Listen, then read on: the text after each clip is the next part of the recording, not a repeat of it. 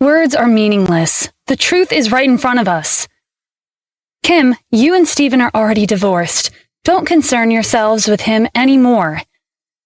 Seeing that the Cassidy family wouldn't believe him no matter what he said, Stephen decided to ask Jack to investigate the check's whereabouts. It wouldn't be a difficult task for him. I didn't take it, Stephen repeated before leaving in a huff. Helen scoffed. Look at him. What's with his attitude? He's the one who took the check, but he's acting like we're the ones in the wrong. This was the first time Kim had seen Stephen so angry. She trusted him, and she believed him wholeheartedly, but she wouldn't be able to help without evidence. Amy and Vanessa quietly left to find evidence to prove that Stephen hadn't taken the $10 million check. They observed the perimeter around the villa and spotted a security camera. Vanessa used her family's connections to find the house that the camera belonged to. A few hours later, they obtained footage from the security camera. Stephen really had crumpled the check and thrown it in the trash as he was leaving.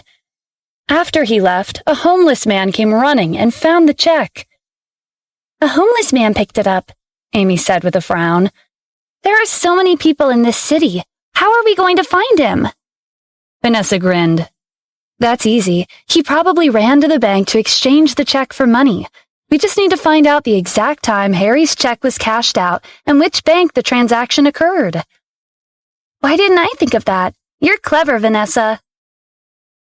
The two of them followed the plan, and not long after, they locked on to the location of the homeless man. He couldn't deny it after being faced with solid evidence. And so, Amy and Vanessa brought the homeless man back to the Cassidy family's villa. Grandma, we've discovered the truth. Stephen really didn't take the check. This is the person who stole the check and cashed it out. Amy signaled for the man to speak. He told them nothing.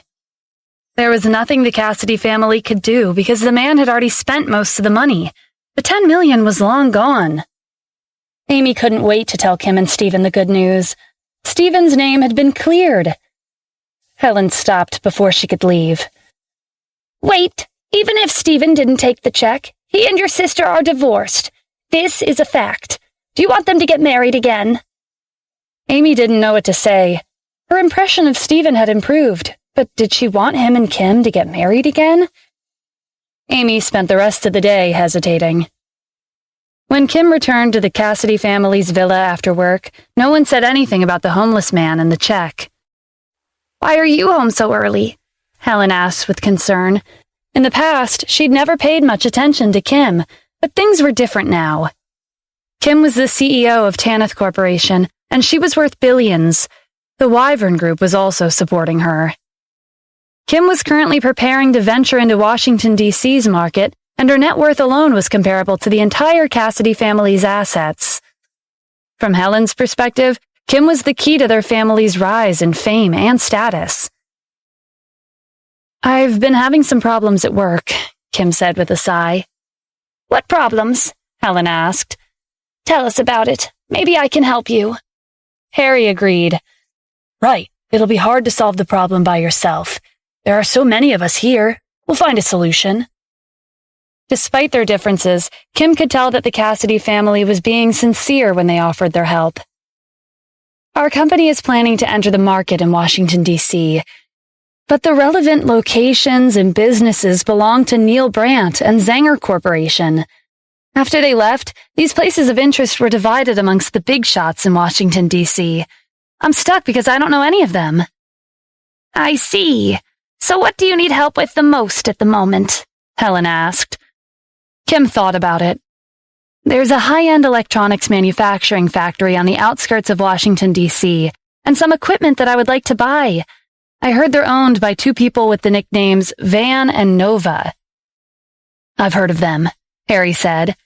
Van and Nova used to be Neil's subordinates.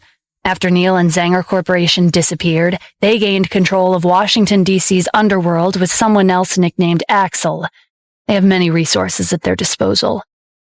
Helen frowned. It won't be easy to go up against them.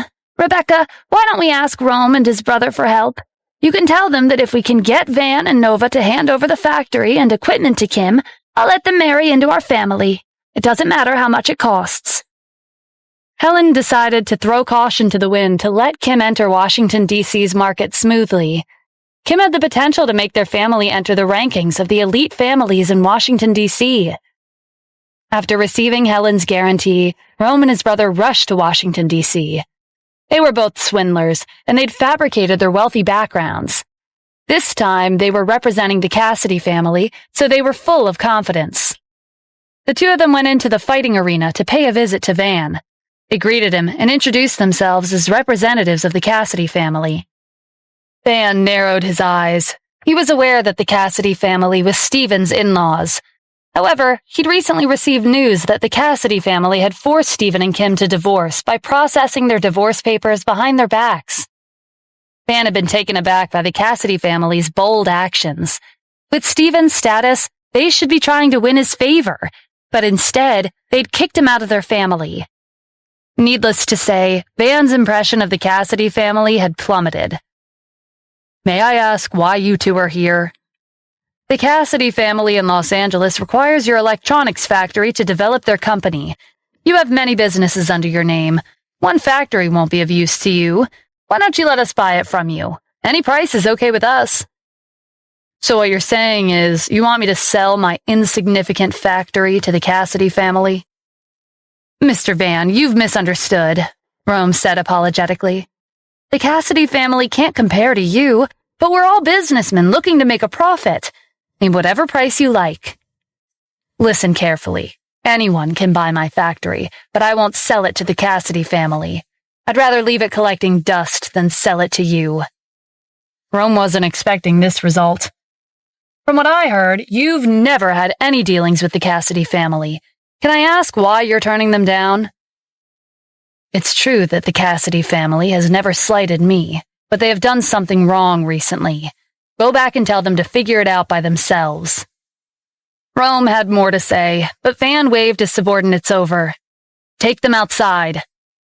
If Rome and his brother weren't representatives from the Cassidy family, they would have been beaten up a long time ago. After they were escorted out of the building, Van dialed Nova's number. "Have you heard about the Cassidy family's stupidity recently?" "Yes, I have. There will be 2 people from the Cassidy family coming over later to ask you to sell one of your businesses to them. You know what to do, right?" "Understood." Half an hour later, Rome and his brother paid a visit to Nova's territory. Unlike Van, Nova refused to see them and didn't let them in. He even told his subordinates to turn away anyone from the Cassidy family. "Do you think the Cassidy family offended them somehow?" "No," Rome said. "But even if they have, I can't think of anyone. They've always stayed in Los Angeles, and if they did come here, I doubt they stayed long enough to get on someone's bad side." "How are we going to explain this to them?" "Who knows?" Rome thought that the Cassidy family's name would be useful, but it turned out that they didn't have as much influence as he'd thought. "I have an idea," Rome's brother said. "Tanith Corporation is still in the process of expanding to Washington, D.C., which means that they're not business partners with anyone here yet." Rome caught on. "I got it. We can just tell them that Van and Nova don't want to let Tanith Corporation enter the market. It's a reasonable explanation. They won't suspect us." They returned to the Cassidy family's villa and told them just that. The Cassidy family's mood fell. If Van and Nova were preventing Kim from entering the Washington, D.C. market, then their hopes of becoming one of the elite families would be no more. Kim was also worried upon hearing this. Helen continued to place her hopes on Rome and his brother. "You have any other ideas? Your family is wealthy, and you used your connections to deal with the White Horse emissaries. It shouldn't be hard for you to do the same thing again, right?" Before Rome could respond, Stephen walked in. "I can resolve Kim's problem." After leaving the house earlier, Stephen had gone to find Jack and asked him to investigate what happened to the $10 million check. Stephen didn't know that Amy and Vanessa had already proved his innocence. He came to clarify the misunderstanding, but as soon as he arrived, he heard about Kim's problem at work. "And how are you planning on doing that?" Harry asked. "Even Rome and his brother couldn't get through to them. When are you going to change that bragging habit of yours?" "I'm not bragging," Stephen glared at Harry before turning to Rome and his brother. I promise that within 2 days, Tanith Corporation will have the factory and equipment they need. What about you two? Will you make the same promise? Actually, Harry interrupted Rome before he could finish. Why wouldn't they? With their connections, they can easily take care of this. Harry smiled at Rome. Right, Rome? Rome nodded nervously. Stephen, do you know what I hate about you the most? Helen asked, annoyed. It's this attitude of yours. You're always so confident with nothing to show for it. Who do you think you are? Do you think you're an inspector from the government? I'm not an inspector, but they do have to listen to me, Stephen said. Just wait. Tomorrow, all of those big shots from Washington, D.C. will come to visit. The Cassidy family didn't believe Stephen in the slightest. The night passed, and the next morning arrived. The Cassidy family went about their morning routine, and things quickly got busy. The villa's butler opened the door, and his eyes widened when he saw several luxurious BMW convertible sports cars parked outside the house. A man stepped out from one of the luxury cars. Good morning. Is this the Cassidy family's villa? The butler recovered from his shock and nodded. I'm the head of the Conley family in Washington, D.C. I came over to deliver a contract to Miss Kim. May I ask if she's here? Yes, please wait a moment. The butler ran back into the house and reported his arrival to Helen. One after another, everyone from the Cassidy family filed out the door. Upon seeing Kim, the head of the Conley family handed her a document with both hands respectfully. Miss Kim, this is the contract for purchasing our family's factory. I've already drafted it. You may fill out the price as you see fit. Kim was confused as she took the contract and looked it over. It was notarized, and the head of the Conley family's signature was on it. Moreover, the amount was left blank. In other words, the price of the factory was left up to her. I wasn't planning on purchasing your factory. The head of the Conley family smiled. I heard that Tanith Corporation is preparing to expand to Washington, D.C., and that you're searching for a suitable factory. Before Kim had a chance to reply, a few more luxury cars pulled up to the entrance. An elderly man got out of the car and walked up to the Cassidy family as fast as he could. He stopped to greet the head of the Conley family. You are here too. Long time no see, Mr. Conley. The elderly man turned his attention to the Cassidy family. May I ask which one of you is Miss Kim? That would be me. Hello, Miss Kim. I'm the head of the Patton family from Washington, D.C. He held out a document and said, This is a contract for transferring my company's electronics team to Tanith Corporation. Please take a look. Kim was even more confused. But I wasn't planning on hiring your research and development team. I know, the head of the Patton family said. But I heard Tanith Corporation will be expanding to Washington, D.C. soon. I'd like my team to lend you their skills. Tim flipped through the contract. It was similar to the contract from the head of the Conley family. The amount was left blank, which meant that it didn't matter even if she decided to write a 0. Helen thought back to what Stephen had said yesterday. Could he have done this? She shook her head as this thought crossed her mind.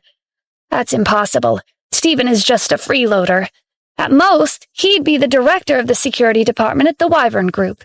How could he have invited 2 leaders of wealthy families to Los Angeles and paid us a visit in person? Grandma, I think Rome and his brother are behind this, Harry said in a low voice. I can't think of anyone else who would help us. It's definitely not them, Amy refuted.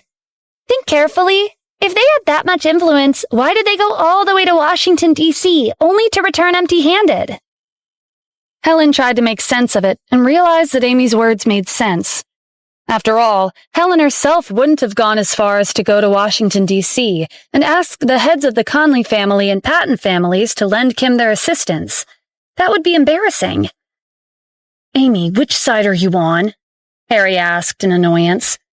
Do you really think this is because of Stephen?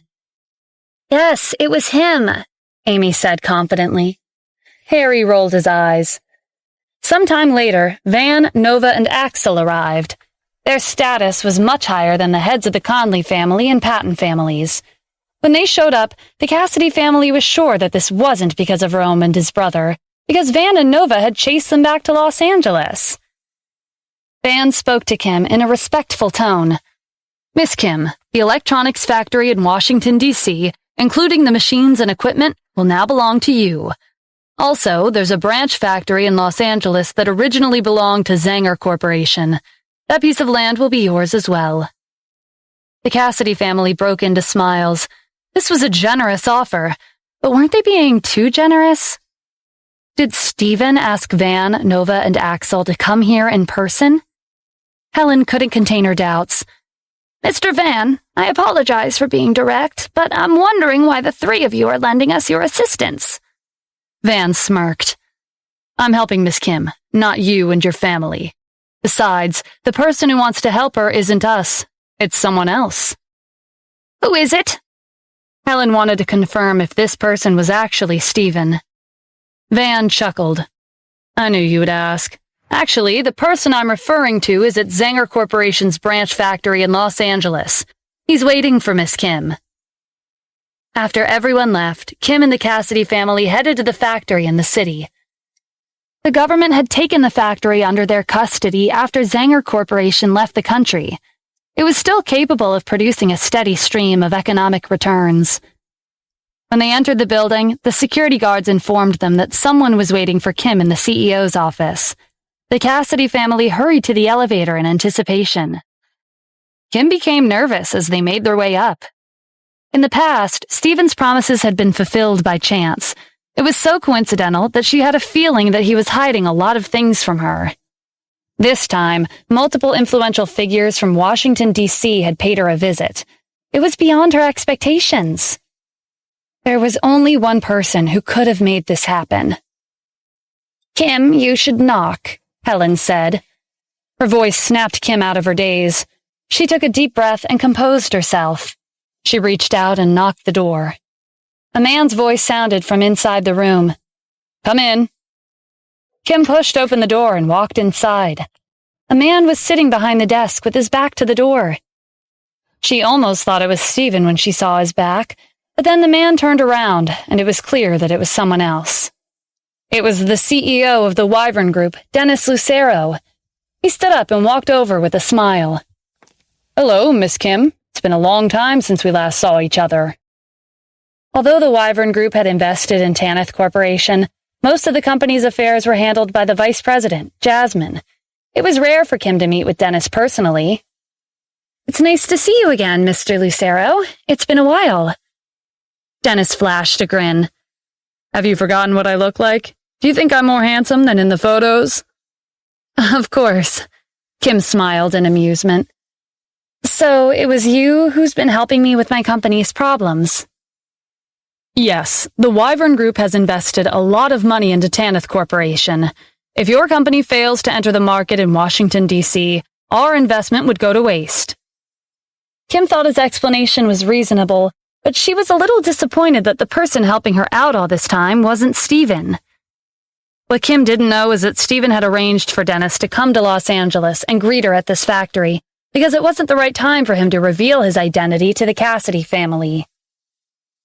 So it was Mr. Lucero. The Wyvern Group helped us. I can't believe that brat Stephen wanted to take credit for it. Stephen's the director of the security department at the Wyvern Group. I think he heard rumors that the company was planning on helping us. That's why he acted first and pretended like he would take care of everything. He has no shame. He went as far as to try and take credit for Mr. Lucero's work. I think Stephen will be fired when they return to Santa Ana. The Cassidy family was caught up in a heated discussion. The general consensus was that it was the right decision to force Stephen and Kim to divorce. "Why don't we take this opportunity and make Stephen forget about remarrying Kim?" Harry suggested. "He's right," Rebecca said. "Mr. Lucero is optimistic about Kim, and he's supportive of her and her decisions. It's only a matter of time before our family makes a name for ourselves in Washington, D.C. Being pestered by a freeloader like Stephen will only affect Kim's future achievements." Helen agreed. When we head back, we'll put an end to this once and for all. After taking care of the handover procedures with Mr. Lucero, Kim returned to Santa Ana and went back to work at Tanith Corporation. As for the Cassidy family, they went home and called for Stephen. How did it go? I was right, wasn't I? The big shots from Washington, D.C. came to visit. If you have any compensation planned out for me, forget it. I don't care. Just stop interfering with me and Kim's lives. Harry snorted. They did come, but what did it have to do with you? It was obviously Mr. Lucero from the Wyvern Group, Rebecca pointed out. Helen's expression turned serious. Stephen, I called you here because I wanted to warn you officially in front of everyone that you and Kim are divorced. Please stay away from her and stop bothering her. Kim has a net worth of $100 billion. If you have any sense, then you'll heed my warning. Otherwise, our family will have to resort to extreme measures. Stephen quirked a brow. Grandma, are you threatening me? Yes, I am threatening you, Helen admitted without hesitation. Do you think that's enough to scare me? I can do whatever I want. I suggest you stay out of our business. With that, Stephen turned and left. Helen fumed as she watched him walk out of the house. Tell Camilla to guard Kim well. She can't let Stephen get close to her. Stephen knew that Kim was busy with Tanith Corporation, so he decided not to bother her and started preparing for their wedding. The first item on the agenda was the venue. Their wedding had to take place in a special location and decorated in a unique way. Next was preparing for the wedding itself. For example, he had to choose which guests he wanted to invite and select the best man and bridesmaid. Stephen had to do everything himself because he wanted to hold the wedding of the century for Kim. He had to be careful and ensure that everything was perfect. As for Kim, she was buried under mountains of work. After Julia rose to fame as a rookie actress, Tanith Corporation took advantage of her popularity and decided to produce 3 movies for her. They were planning on making Julia an international superstar. To ensure the success of the movies, they had to choose suitable actors and actresses from the Film Academy. In addition, Tanith Corporation had recently ventured into the electronics industry as they prepared to expand to Washington, D.C. Many elite families and influential people resided in Washington, D.C., including Van Nova and Axel, who were the leaders of the underworld. As Tanith Corporation developed, the company's reputation gradually increased. At the same time, the influence of the Wyvern Group began to spread on a large scale. The Wyvern Group joined hands with Tanith Corporation and developed rapidly in Washington, D.C. However, the elite families remained on the sidelines and took no action to restrain them. In the eyes of the organizations and businesses outside of Washington, D.C., this was an unusual development. They had been keeping a keen eye on the market for quite some time, and they were planning to expand as soon as they had the chance. What's going on? How are the Wyvern Group and Tanith Corporation developing so fast? What are those big shots from Washington, D.C. doing? Are they blind? Neil Brandt and Zanger Corporation are no longer here. If this keeps up, the market will fall into their hands. We can't sit back and do nothing. Those in Washington, D.C. may not want the market, but we do. With each passing day, they grew more restless. The Wyvern Group and Tanith Corporation's development showed no signs of slowing down. A storm was rapidly approaching. In Washington, D.C., the Rowe family was ranked last among the top 10 elite families.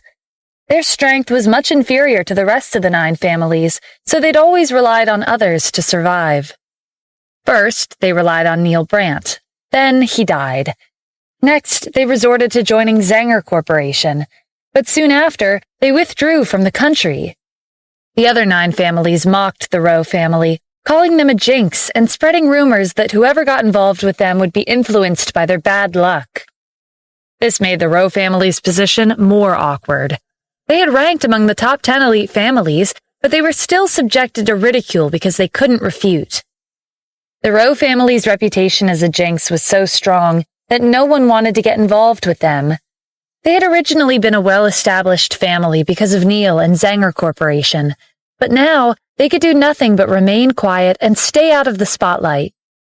Even their family's staff had run away when they were out one day and never came back. On one particular night, the head of the Rowe family, Quincy Rowe, and his son, Ronald Rowe, had just sat down at the table for dinner when a few menacing strangers approached their mansion. They wore masks that covered half of their faces, and they were dressed in black. The young man at the front was friendly and elegant. He gestured to the mansion's front entrance. "They will be our gateway into Washington, D.C." Behind the young man stood two men in black. One of them was wearing a white mask, while the other was wearing a black mask. The man with the black mask stepped forward and kicked open the door to the Rowe family's mansion. Ronald nearly jumped out of his seat at the sudden noise.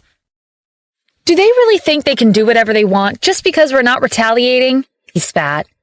His anger was understandable. Ever since their family became known as a jinx, everyone took turns to mess with them. But this was the first time that someone had broken through the front door. Ronald slammed his fork onto the table. "Dad, I'll go teach them a lesson." Quincy agreed. "Okay, it's time for our counterattack. If we don't fight back, they'll think we're pushovers. Our family may be ranked last, but we're a part of the top 10. Ronald felt more confident with Quincy's support. He got to his feet and valiantly walked to the door. "Who's there? Stop playing dirty and show yourself." These words had barely left his mouth before two people wearing masks walked inside. They made way for a young man. He looked around, scrutinizing everything in the house besides Ronald. "The environment here is quite good. I'm satisfied. I'll be staying here from now on." Ronald was annoyed when the three of them outright ignored him. "Who the hell are you? This is my house. Did you ask for my permission to stay here?" "I never ask anyone for permission," the young man said. "Who gave you the right? I've seen many people like you, but never have I seen someone so arrogant." Many people had come to harass the Rowe family, but none of them had ever gone to such extremes. These three were blatantly looking down on them. The young man smiled and motioned to the two masked men behind him. The man with the black mask pulled out a dagger from his belt and approached one of the mansion's staff at lightning speed. In the span of a few seconds, the staff's head was severed from the rest of his body. Quincy, who was in the middle of eating his dinner, witnessed the gruesome scene from the table in the dining hall. He paled and spat out his food in shock. Ronald was rooted to the ground. He was so startled that he couldn't speak. A smile was still plastered on the young man's face. He appeared to be indifferent, as if he had become accustomed to this sort of slaughter a long time ago. He glanced at Ronald. "Do I still need your permission?" Ronald was frightened when the black-masked man walked towards him with a dagger that was dripping blood. He shook his head vigorously. "No need. There's no need for that." Quincy scrambled over in a fluster. "I'm the head of the Rowe family. Welcome to our house. May I ask what your name is?" Quincy was an opportunist. The young man's subordinates were strong, and he could guess that this man wasn't an ordinary person. If he could use them, this would be their chance to wash away their reputation as a jinx. The man with the black mask interrupted. "You don't deserve to know his name." The young man spoke up when he noticed the awkward atmosphere. "You said you're the head of the family?" "Yes, I'm Quincy Rowe. This is my son, Ronald. We're one of the top 10 families in Washington, D.C. "Is that so?" The young man glanced around the house for a second time. "Judging from the quality of the interior, it doesn't look like you're one of the top 10 families." "It's a long story," Quincy said with a sigh. "Then don't tell me. I'm not interested in hearing about your family's prosperity and decline. I came here to take over Washington, D.C.'s territory and the market." Quincy and Ronald were surprised by the assurance in his voice. What was his background?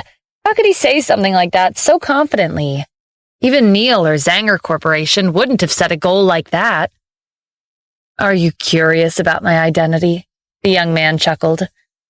"When the time is right, you'll realize what an honor it is to work with me. All right, let's get down to business." He went over to Quincy's chair in the dining hall and took a seat, acting like he was the head of the Rowe family. Tell me about the hierarchy here. Quincy cleared his throat. I'll have to start from the beginning. Neil Brandt and Zenger Corporation. The young man interrupted him before he could give a lengthy speech. Stop.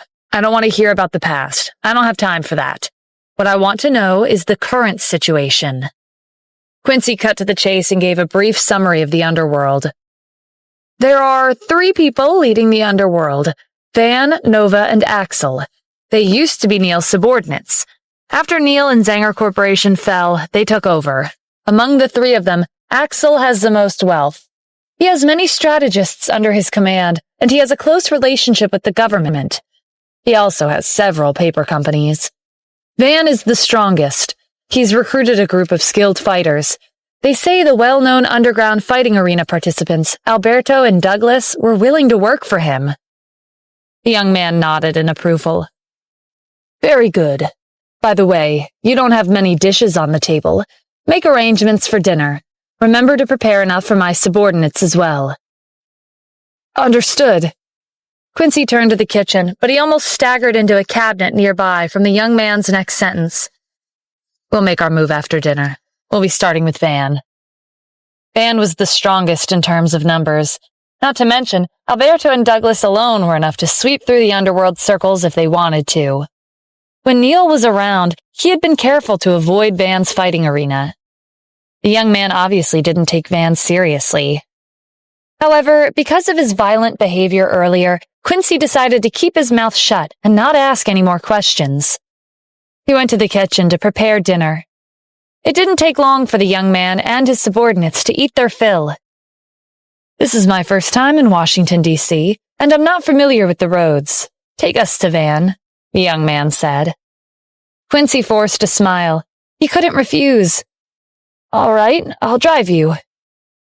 There was a possibility that he wouldn't be coming home after this trip, so he subtly gestured to Ronald, hinting for him to find an excuse to leave while they were out to avoid being the young man's target. The young man saw through Quincy's thoughts and turned to Ronald. You're coming too. Ronald couldn't refuse, and Quincy couldn't argue with him. Quincy had no choice but to drive everyone to Van's fighting arena. The young man stepped out of the car and looked up. There was a golden-rimmed plaque hanging in front of the door. So this is a fighting arena. He gestured to 2 masked men behind him. Do it. They moved at the same time.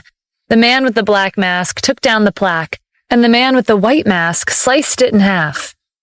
Quincy's stomach dropped. It was over. This was the end of him and Ronald.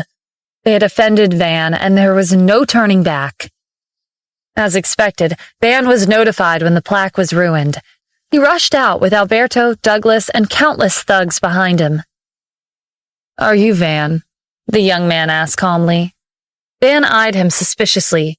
This man knew his identity, and he had provoked him on purpose. Yes, that's me. May I ask who you are? I've never seen you before. Why did you ruin my signboard? Why, you ask? The young man smiled. Because I'm here, and there's no need for you anymore. I'll be taking over Washington, D.C.'s territory. Van laughed. Young people these days are hot-blooded and ambitious. It's not a bad thing, but if you're reckless, things won't end well for you. I'm not joking. To be honest, I prefer simple methods over meticulous plans. How about this? I heard your strongest subordinates are Alberto and Douglas. Have them come out and compete with my people. Alberto took a step forward. Van, let me deal with him. The best way to shut him up is to kill him. Good luck with that, the young man said, taking 3 steps back. The 2 masked men came forward with daggers in their hands.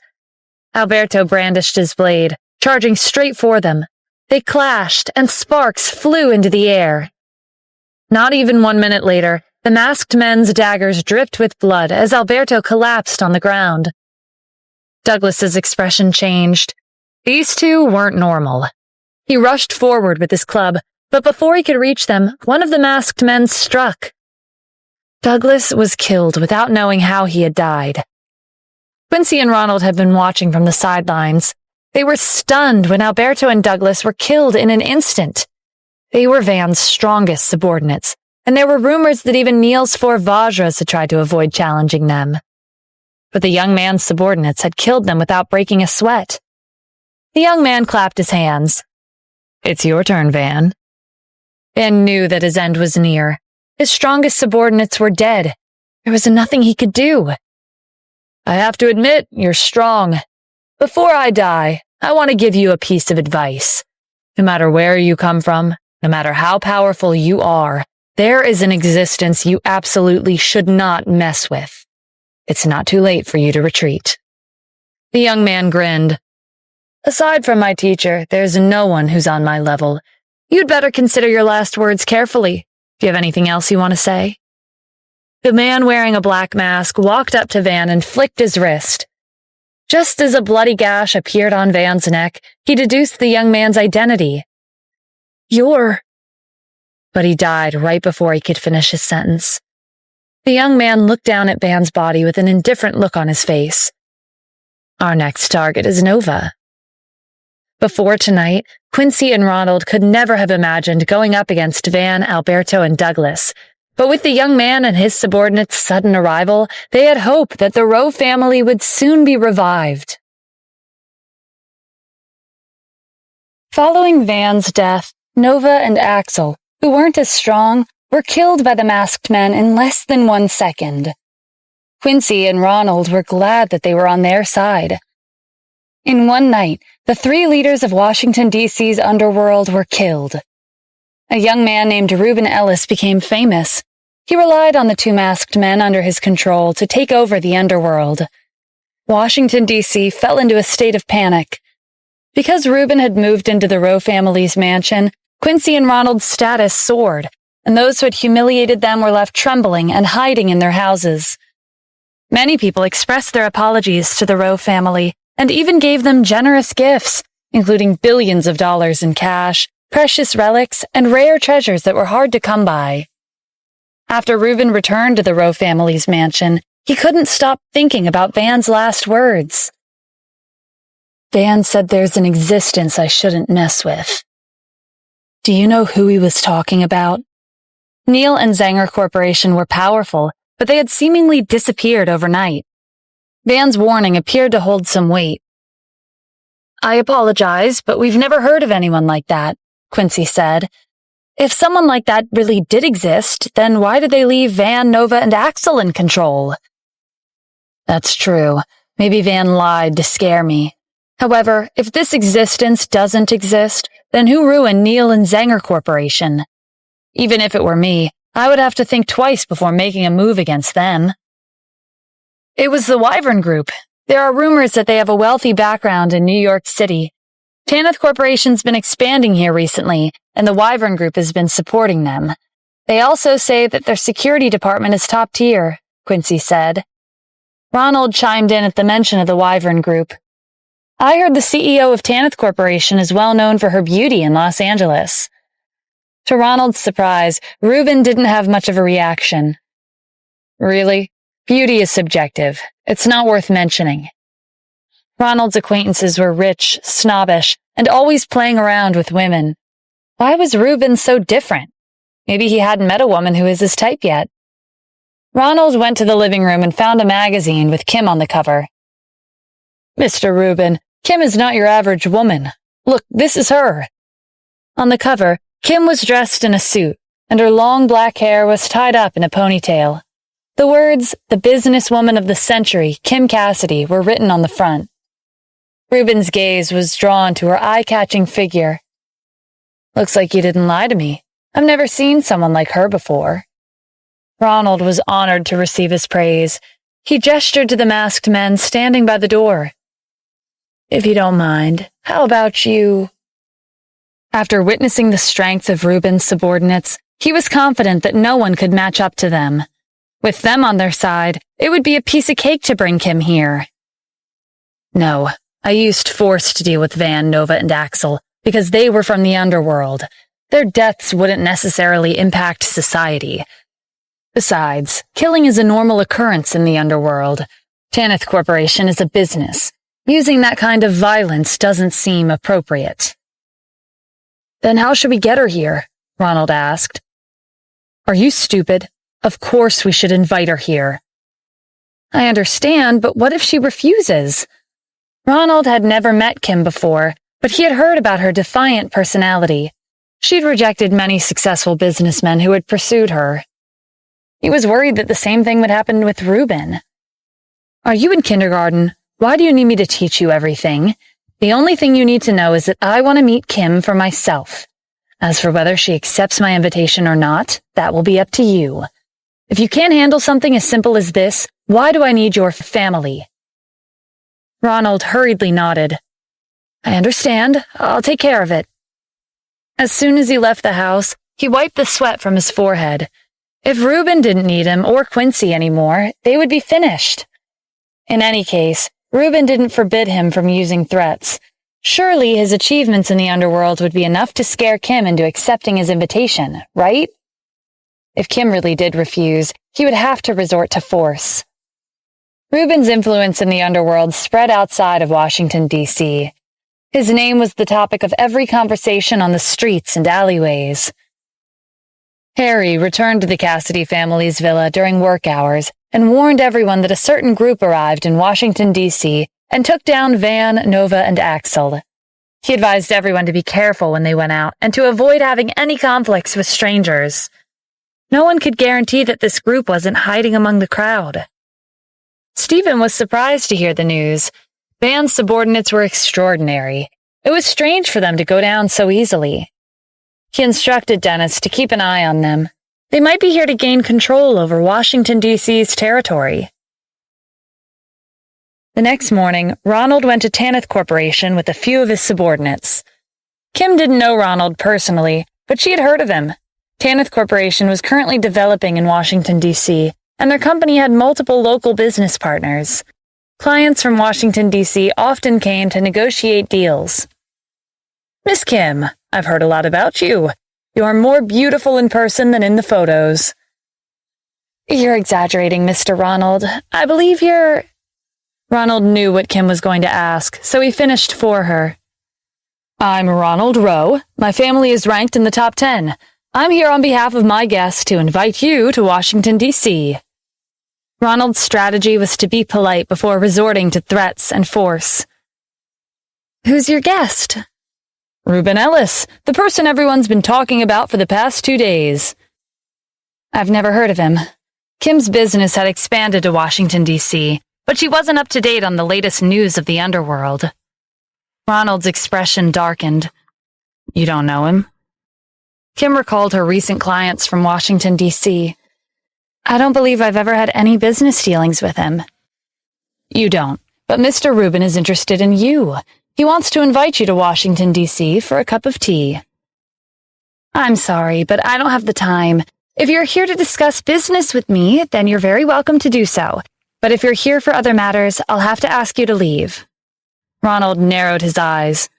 So you're turning down my guest? Mr. Ronald, I'm very busy. I don't have time to waste with you. Feel free to stay here before you're ready to leave. Kim didn't hesitate. She stood up and headed for the door to leave the reception room. Ronald ran out in front of her and blocked her way out. Miss Kim, I'm a member of one of the top 10 families in Washington, D.C. I'm disappointed that you're ignoring me like this. You can look down on me, but not Mr. Reuben. He waved his hand. His subordinates came over and surrounded her. Kim frowned. What are you doing? You have to come back with me today, Ronald said. Camilla rushed into the room. Get your hands off of Miss Kim. As Kim's personal bodyguard, Camilla kept an eye on her, even when she was discussing business with clients. She hurried inside when she sensed that the atmosphere wasn't quite right. Appearance-wise, Camilla didn't seem like she was much of a fighter. Ronald motioned for his subordinates to deal with her before taking Kim with them. Ronald's subordinates released their hold on Kim and walked towards Camilla. When they approached her, she knocked them to the ground with a sweep of her leg. Ronald was taken aback by her strength. Camilla straightened and assumed a professional posture with her hands folded in front of her. I'll give you 3 seconds. You'll die if you linger. Ronald gritted his teeth. He had no choice but to leave with his subordinates. Kim was relieved when the crisis was resolved. "Thank you, Camilla." Camilla smiled. "You're welcome. I was only doing my job. I receive a salary from your family, so naturally I have to fulfill my duty." Kim returned her smile, but she didn't say anything. She'd already guessed the reason why the Cassidy family had given her a personal bodyguard. She hadn't thought too much of it, but Camilla was useful in emergency situations. Kim was surrounded the moment she returned to the Cassidy family's villa after work. Camilla had informed them of the earlier incident with Ronald. Harry was the first to speak. "Kim, you caused a huge mess. Did you know that?" "What are you talking about?" "Offending Ronald is the same as offending Reuben," Rebecca explained. "It's not a big deal if you only offended the Rowe family because they're known as a jinx, but getting on Reuben's bad side is different." Kim still wasn't following. "Okay, but why?" Rebecca recounted the incident 2 days ago in great detail. "Listen, something big happened in Washington, D.C. recently. The 3 leaders of the underworld, Van, Nova, and Axel, were wiped out overnight. Isn't that scary? The 3 of them were killed by one person, Reuben Ellis." Kim didn't know that Reuben was that ruthless. Van, Nova, and Axel were infamous for their wealth and their strength, but Reuben had taken them down in one night. He was terrifying. "You should have just agreed when they invited you over for tea. Why did you reject them?" Rebecca complained. Kyle stood up in anger. "That's nonsense. Do you really think they invited her over for tea? It's obvious they had an ulterior motive." "Are you the only one who knows that? The point is that Kim rejected them. The other party will take her refusal as intentionally embarrassing them." "Then why don't you go?" Kyle retorted. "I do want to go," Rebecca said shamelessly. "But Reuben doesn't want me. He wants Kim." Just as Kyle was about to argue further, Helen spoke. "Kim, I think you should go. This is for our family's sake." From her words, it was obvious that she wanted to sacrifice Kim. Although Kim was their hope to become an elite family, if they didn't resolve the current situation, their family would be annihilated before they even had a chance to join the upper ranks. Even Van, Nova, and Axel had been killed. What chance did they have if they weren't even 1/10 as strong as them? Just as Kim was in a dilemma, Stephen walked in the door. "Kim can't go there." After finding out that Van, Nova, and Axel had been killed, Stephen was worried about Kim's safety. He went to Tanith Corporation first, but her secretary informed him that she'd already left for the day, so he came to look for her at the Cassidy family's villa. Coincidentally, he heard their discussion about giving Kim up to Reuben in front of the entrance. Helen was anything but pleased to see him. "Why are you here? Are you ignoring my warning? Let me remind you, you and Kim are already divorced. This is our family's villa, and you are an outsider. You have no right to be here." Stephen scoffed. "If I didn't come, you would have sold Kim off without hesitation. Who cares what this Reuben Ellis is capable of? If Kim doesn't want to go, then she won't be going." Camilla was surprised by his bold remarks. She hadn't expected that the person whom the Cassidy family hated would care this much about his wife. Her impression of Stephen went up significantly. "Reuben is ruthless. He killed Van, Nova, and Axel overnight, and Kim rejected his invitation. If we don't fix this, our family will be in danger," Helen said. Stephen had already seen through the Cassidy family's thoughts the moment he walked in. "The bottom line is, you're afraid of him. Did you want to become an elite family with this little courage? I think you should stop dreaming." The Cassidy family fell silent. They were feeling awkward because he was right. No one said anything, so Stephen continued.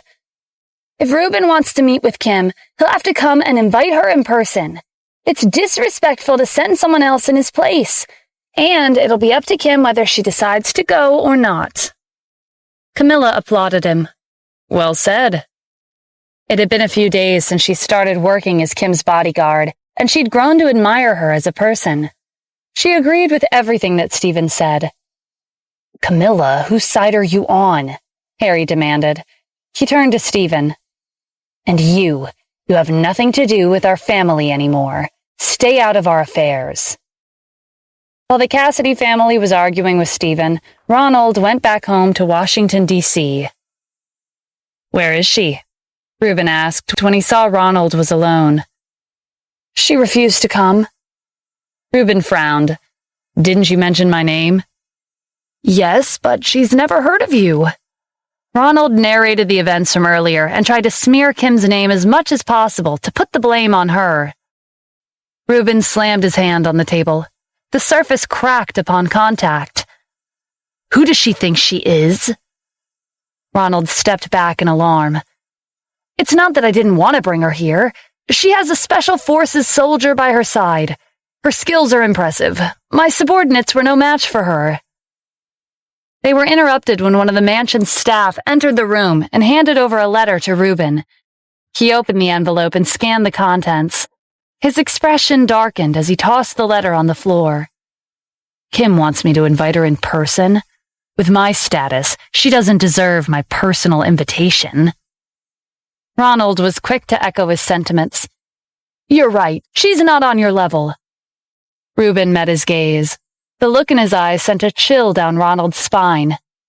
You and your father are useless. You couldn't even handle a small task like this. Since you're incompetent, I'll have to take matters into my own hands. He gestured to the two masked men standing next to him. They nodded and turned to leave the house. Stephen was the one who'd sent the letter to Reuben. After a huge argument with the Cassidy family that went nowhere, Kim had no choice but to pretend to agree to their demands. Camilla agreed with her decision. It was the right thing to do. The two of them stayed at a hotel near Tanith Corporation and prepared to lie to the Cassidy family for a time while things blew over. The next morning, Kim went straight to work from the hotel. Just as she was about to open the door to her office, her secretary held out a package. Kim stared at the box in confusion. I don't think I bought anything online recently. A courier delivered this package, her secretary explained. He also said that if you open the box, you'll understand. Well, okay. Can you open the box for me? All right. Her secretary removed the tape and peered inside. Kim nearly jumped out of her skin when her secretary screamed and flung the box away. She cautiously bent over the box on the floor to see what was so startling. The interior of the box was smeared with blood. 5 fingers were inside. They looked like they'd been cut off by a knife. Kim gasped. They're fingers. She'd never seen something so gruesome before. Before Kim and her secretary had a chance to recover from their shock, the phone on the desk rang. Kim picked up with a shaky hand. Hello? A cold voice sounded from the other end of the line. How are you, Miss Kim? I've sent you a gift. Did you receive it? Kim's eyes widened. What? Were you the one who cut off someone's fingers? The man laughed. That's right. You only have yourself to blame. You should have accepted my invitation when I asked nicely. Are you Reuben Ellis? Kim shuddered as she recalled the Cassidy family's fear of Reuben's cruelty. He'd cut off someone's fingers just because she refused his invitation. He was beyond crazy. Miss Kim, this is a warning. I'm sure you know what I'm trying to say. Meanwhile, Harry was at the Cassidy family's villa, searching everywhere for the butler. He was always wandering about here and there around the house, but he seemed to have vanished into thin air. The Cassidy family didn't have to worry about anything when the butler was around. He kept everything in order, but with his disappearance, the family was at a loss for what to do. Everyone looked at each other, hoping someone would have the answer. At this time, Rebecca was driving on the highway 3 miles away from the Cassidy family's villa. All of a sudden, someone rushed out from the side of the road. She slammed on the brakes and would have flown out of her seat if it weren't for her seatbelt pulling her back. A hand was pressed against the windshield, smearing a trail of blood. Fortunately, Rebecca had been driving slowly. Otherwise, she would have crushed whoever this was. Rebecca quickly pushed open the car door to check on the person lying on the ground. She paled when she recognized his face. It was her family's butler. After sending him to the hospital, Rebecca rushed back to the Cassidy family's villa and told everyone about what had happened. It sounds like the culprit is skilled with knives. Did our butler get into a conflict with anyone recently? Helen asked. No, Harry replied. He's been working hard these days, and he's got along well with our clients. I doubt he would ever become someone's enemy. That's strange. Who could have done something this cruel to him? While everyone was trying to guess the motive behind this gruesome crime, Helen received a message from Camilla informing her that Kim had received a package with 5 bloody fingers inside. Helen was instantly reminded of the butler's wound. Kim didn't go to Washington, D.C. to apologize to Reuben. That has to be it, Rebecca said. Reuben cut off our butler's fingers as a warning to Kim. If she doesn't go to Washington, D.C. soon, the next person to lose their fingers will be one of us. The Cassidy family subconsciously clenched their hands. We have to hurry and find Kim, Helen exclaimed. A net worth of $100 billion was worth nothing compared to the lives of the Cassidy family. Around 15 minutes after ending the call with Kim, Reuben gave Ronald a call and asked if Kim was on her way to Washington, D.C. Not yet. I think she's too scared to do anything. Forget Kim. Even Ronald was scared out of his mind when he watched the 2 masked men cut off the fingers of the Cassidy family's butler last night. They didn't bat an eye and cleanly severed the fingers from the hand like they were cutting a slice of meat. Ronald still hadn't recovered from his shock. You think so? Whatever the case may be, Kim should have to come see me as soon as we hung up. But she didn't do that, and I find it annoying. I think I should give her another warning. Reuben gave his 2 subordinates further instructions through the phone, and they left without saying anything. Ronald, go with them and have another talk with Kim. This time, Ronald was more confident with the 2 masked men around. He made another trip to Tanith Corporation. They arrived at the same time as the Cassidy family. The Cassidy family spotted them first and hid behind a building to avoid running into them. Camilla was running an errand for Kim. She was about to head back to the company when she spotted Ronald and 2 people dressed strangely walking behind him. She could sense that they were dangerous. Camilla blocked her path and questioned them. Ronald ignored her and looked over his shoulder. She's the one who injured my subordinates yesterday. Deal with her, the man with the black mask said. Got it. The man with the white mask stepped forward just as Camilla moved to restrain him. They clashed, and she was sent crashing into the wall nearby. She fell to the floor and coughed up blood. Ronald became smug when Kim's skilled bodyguard was taken down with a single blow from one of Reuben's subordinates. The Cassidy family, who was hiding not too far away, were stunned. They knew that these people were here for Kim. There was nothing they could do here, so they quietly left. Stephen was furious when he found out that Reuben had sent a box of bloody fingers to Kim's office. By the time he rushed to Tanith Corporation from Los Angeles, Kim was already gone. It was obvious that Reuben's subordinates had kidnapped her moments before he arrived. Camilla was leaning against the wall when she saw Stephen about to rush into the building. She called out to him, "Miss Kim was taken away." Before Stephen could respond, his phone rang. Eventide was calling. After subduing him, Stephen had asked him to protect Kim in secret. "Mr. Adams, Miss Kim is safe for the time being," Eventide reported. "I didn't save her immediately because I wanted to see where they would take her to find out where Reuben is hiding. I apologize for making this decision on my own." As expected of the famed Knight of Eventide, he was strategic and always kept the bigger picture in mind. In the past, he would carry out his duties perfectly and wrap up the situation without loose ends. "Make sure they don't touch her," Stephen said. "Send me the location immediately. I'll be there soon." He glanced at Camilla. "Hey, can you still move?" "I'll live," she gritted out. "Okay, I'm headed to Washington, D.C. Take care of your injuries by yourself." Stephen hurried off without waiting for her reply. Camilla called after him. "Hey, is this how you treat a lady? At least call an ambulance before you leave." When Stephen arrived in Washington, D.C., he received another call from Eventide. Reuben is staying at the Rose family mansion. I know. Save Kim, then we'll go all out. Yes, sir. Stephen hung up.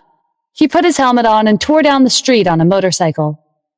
The masked men carried Kim and passed through an alley on their way back to the Rowe family's mansion. They ran into Eventide when they reached the other side. He was leaning against the wall with his arms crossed.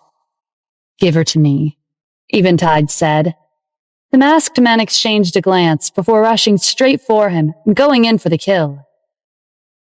Your attacks are flashy, but you've got way too many openings.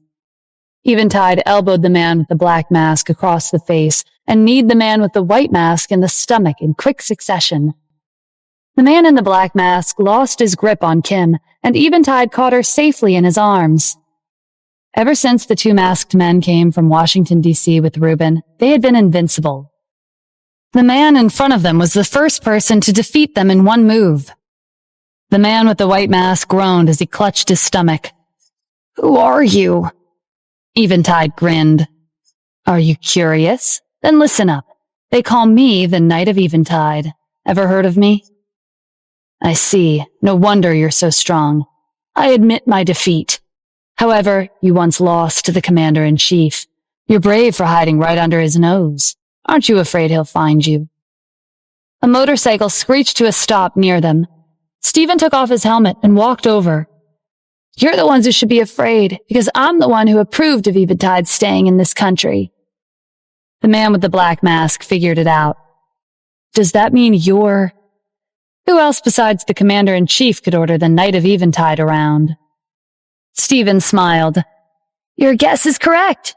Since you know who I am, then you should also know that I'm not one to let things go, especially not when you've laid a hand on my wife. Fear flickered in the eyes of the two masked men. Reuben gave my wife a generous gift. Of course, we have to return his sincerity with an even more generous gift. Take care of it, Eventide, Stephen said. Yes, sir. Eventide strolled over to the masked men on the ground and raised his blade, cleanly severing their heads from their bodies. I'll deliver this gift to Reuben in person, Stephen said. Bring my wife back to Santa Ana. After he left, Eventide gently shook Kim awake. Miss Kim, it's time to go home. Kim looked around in a daze. Where is this place? We're in Washington, D.C. The Rowe family's mansion is nearby. Reuben's people caught you and brought you here. It's fortunate that I came in time to save you. Reuben was getting impatient from waiting for his subordinates. They had always been efficient with their work. He couldn't understand why they were being so slow today. Ronald had returned home before Reuben's subordinates because there was no space around their mansion for their private helicopter to land. The two masked men had taken a detour to bring Kim back to the house without drawing attention to themselves. Don't worry, they'll be here soon. Quincy nodded in agreement.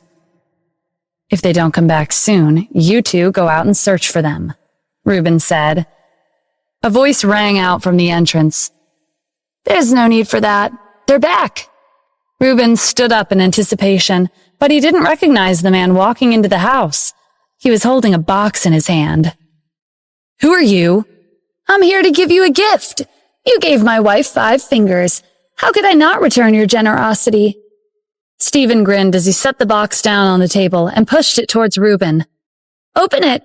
There's a surprise waiting for you. Reuben eyed the box suspiciously. You're Kim's husband?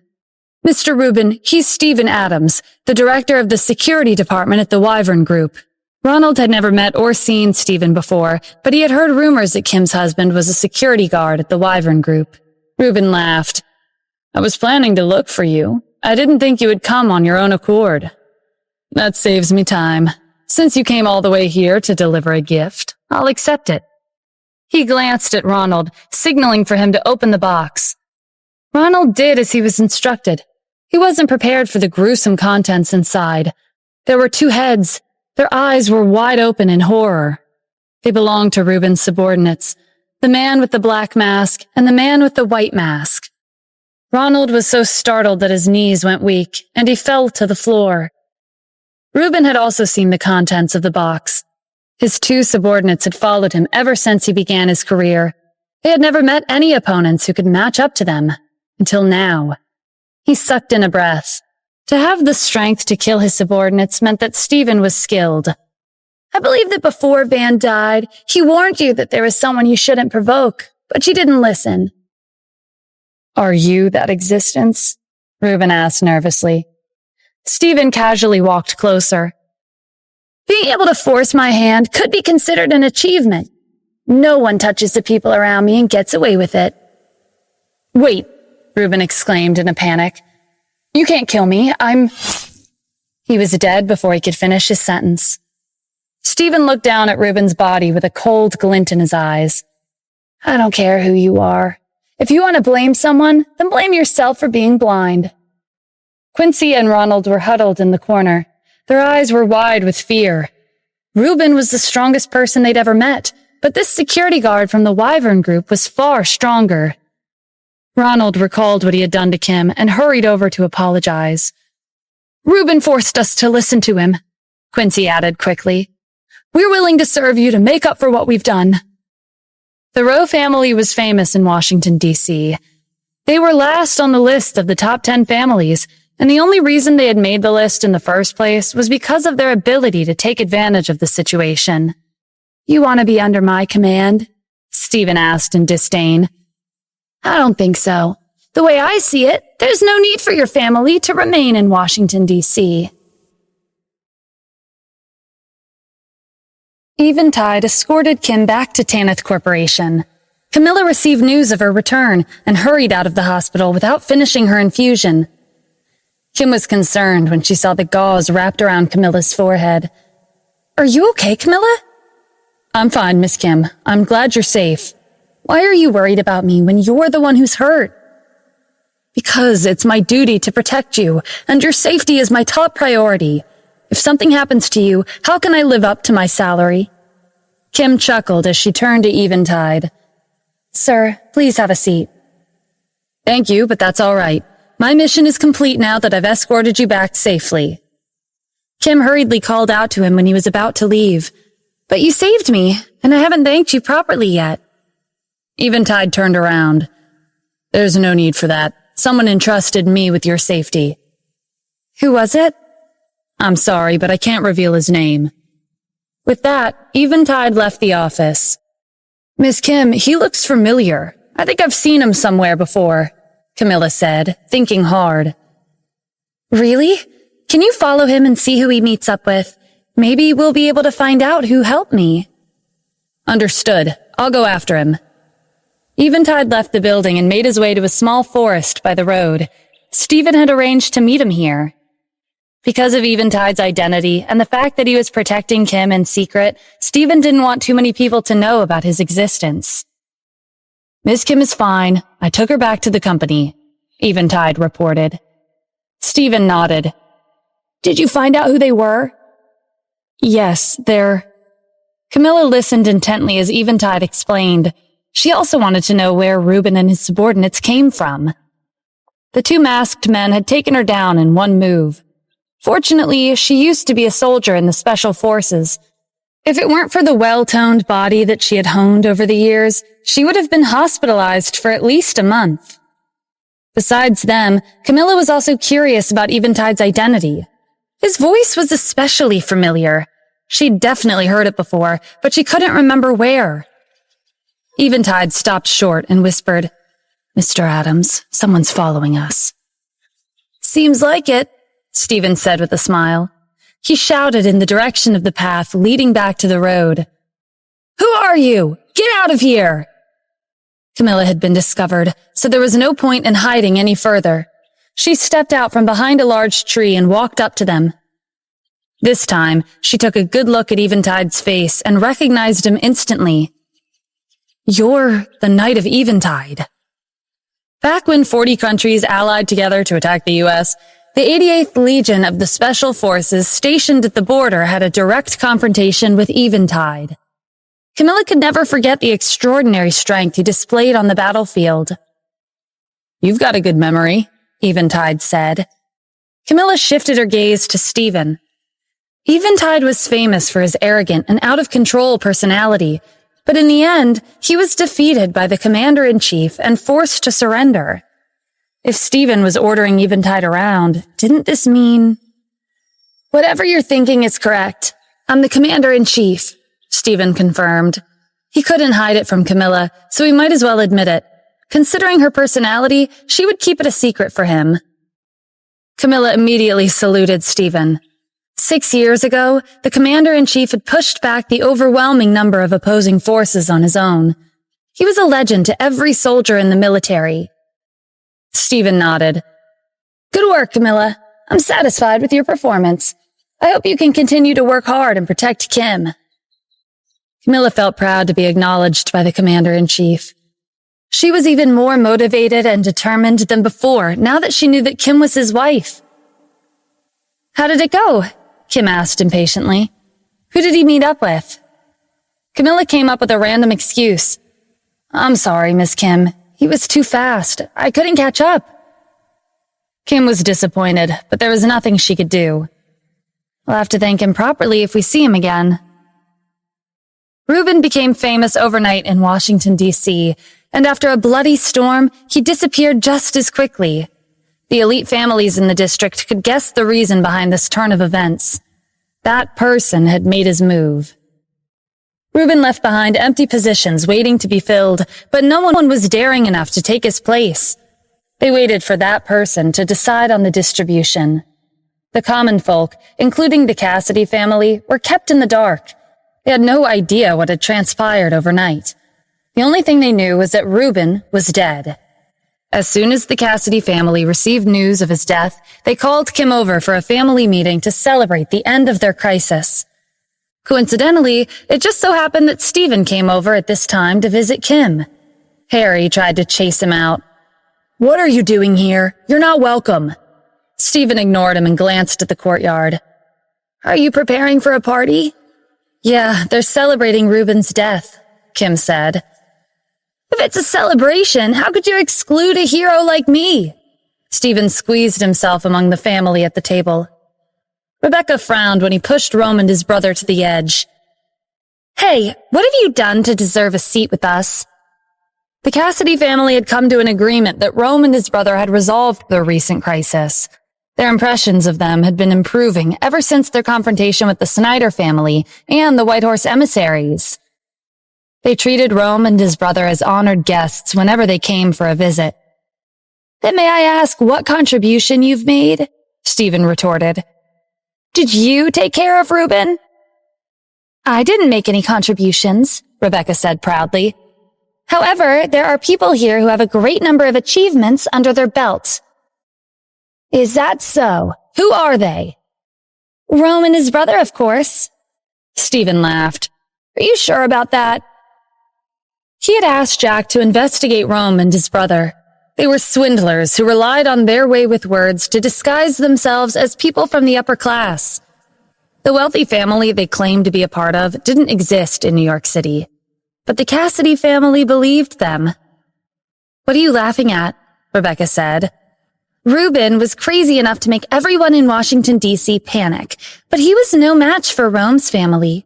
Rome and his brother used their family's connections to send people to Washington, D.C. and deal with Reuben to protect Kim. That has to be it, Harry agreed. Helen also approved of Rebecca's explanation. Rome and his brother have contributed greatly to our family's survival. Rome and his brother were dumbfounded. They had a feeling that even if they were to say something crazy like, we killed him ourselves, the Cassidy family would still believe them. But this wasn't the time to be at a loss for words. They quickly agreed with their speculations. We're only doing what's right. We had to protect Miss Kim. Did you hear that, Stephen? Helen asked. If Rebecca didn't say anything, we wouldn't have known. The more time Helen spent with Rome and his brother, the more she liked them. As for Stephen, the more she looked at him, the more she despised him. You didn't do anything, and yet you want to take credit for what they did. I think Harry's right. You just don't want to embarrass yourself. I'm the one who dealt with Reuben. It's the truth whether you believe me or not. Stephen fixed Rome and his brother with a sharp gaze that seemed to see right through them. Since they're all saying that you two handled the recent crisis, then let me ask you this. How did Reuben die? Rome and his brother didn't have an answer because they really didn't know the cause of Reuben's death. Rome had no choice but to make up a reason. Of course, he was punished by the law and killed when he tried to retaliate. No one knew the truth anyway, so he was certain that the Cassidy family wouldn't doubt him. Wrong. I killed Reuben with my own hands, Stephen said. Grandma, I think he's gone crazy, Harry mocked. Rebecca agreed. In my opinion, it was the right choice to have him and Kim divorce. The Cassidy family scolded Stephen and chased him out of the courtyard. Kim walked him out. Rome and his brother sighed in relief. Stephen's questions were direct, as if he had personally witnessed Reuben's final moments. Every time he asked a question, they were at risk of exposing themselves.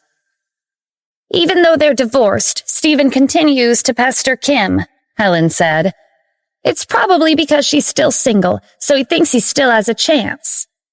We should find her a partner and have her get married as soon as possible, Harry suggested. Do you have anyone in mind? Rebecca perked up. I know someone.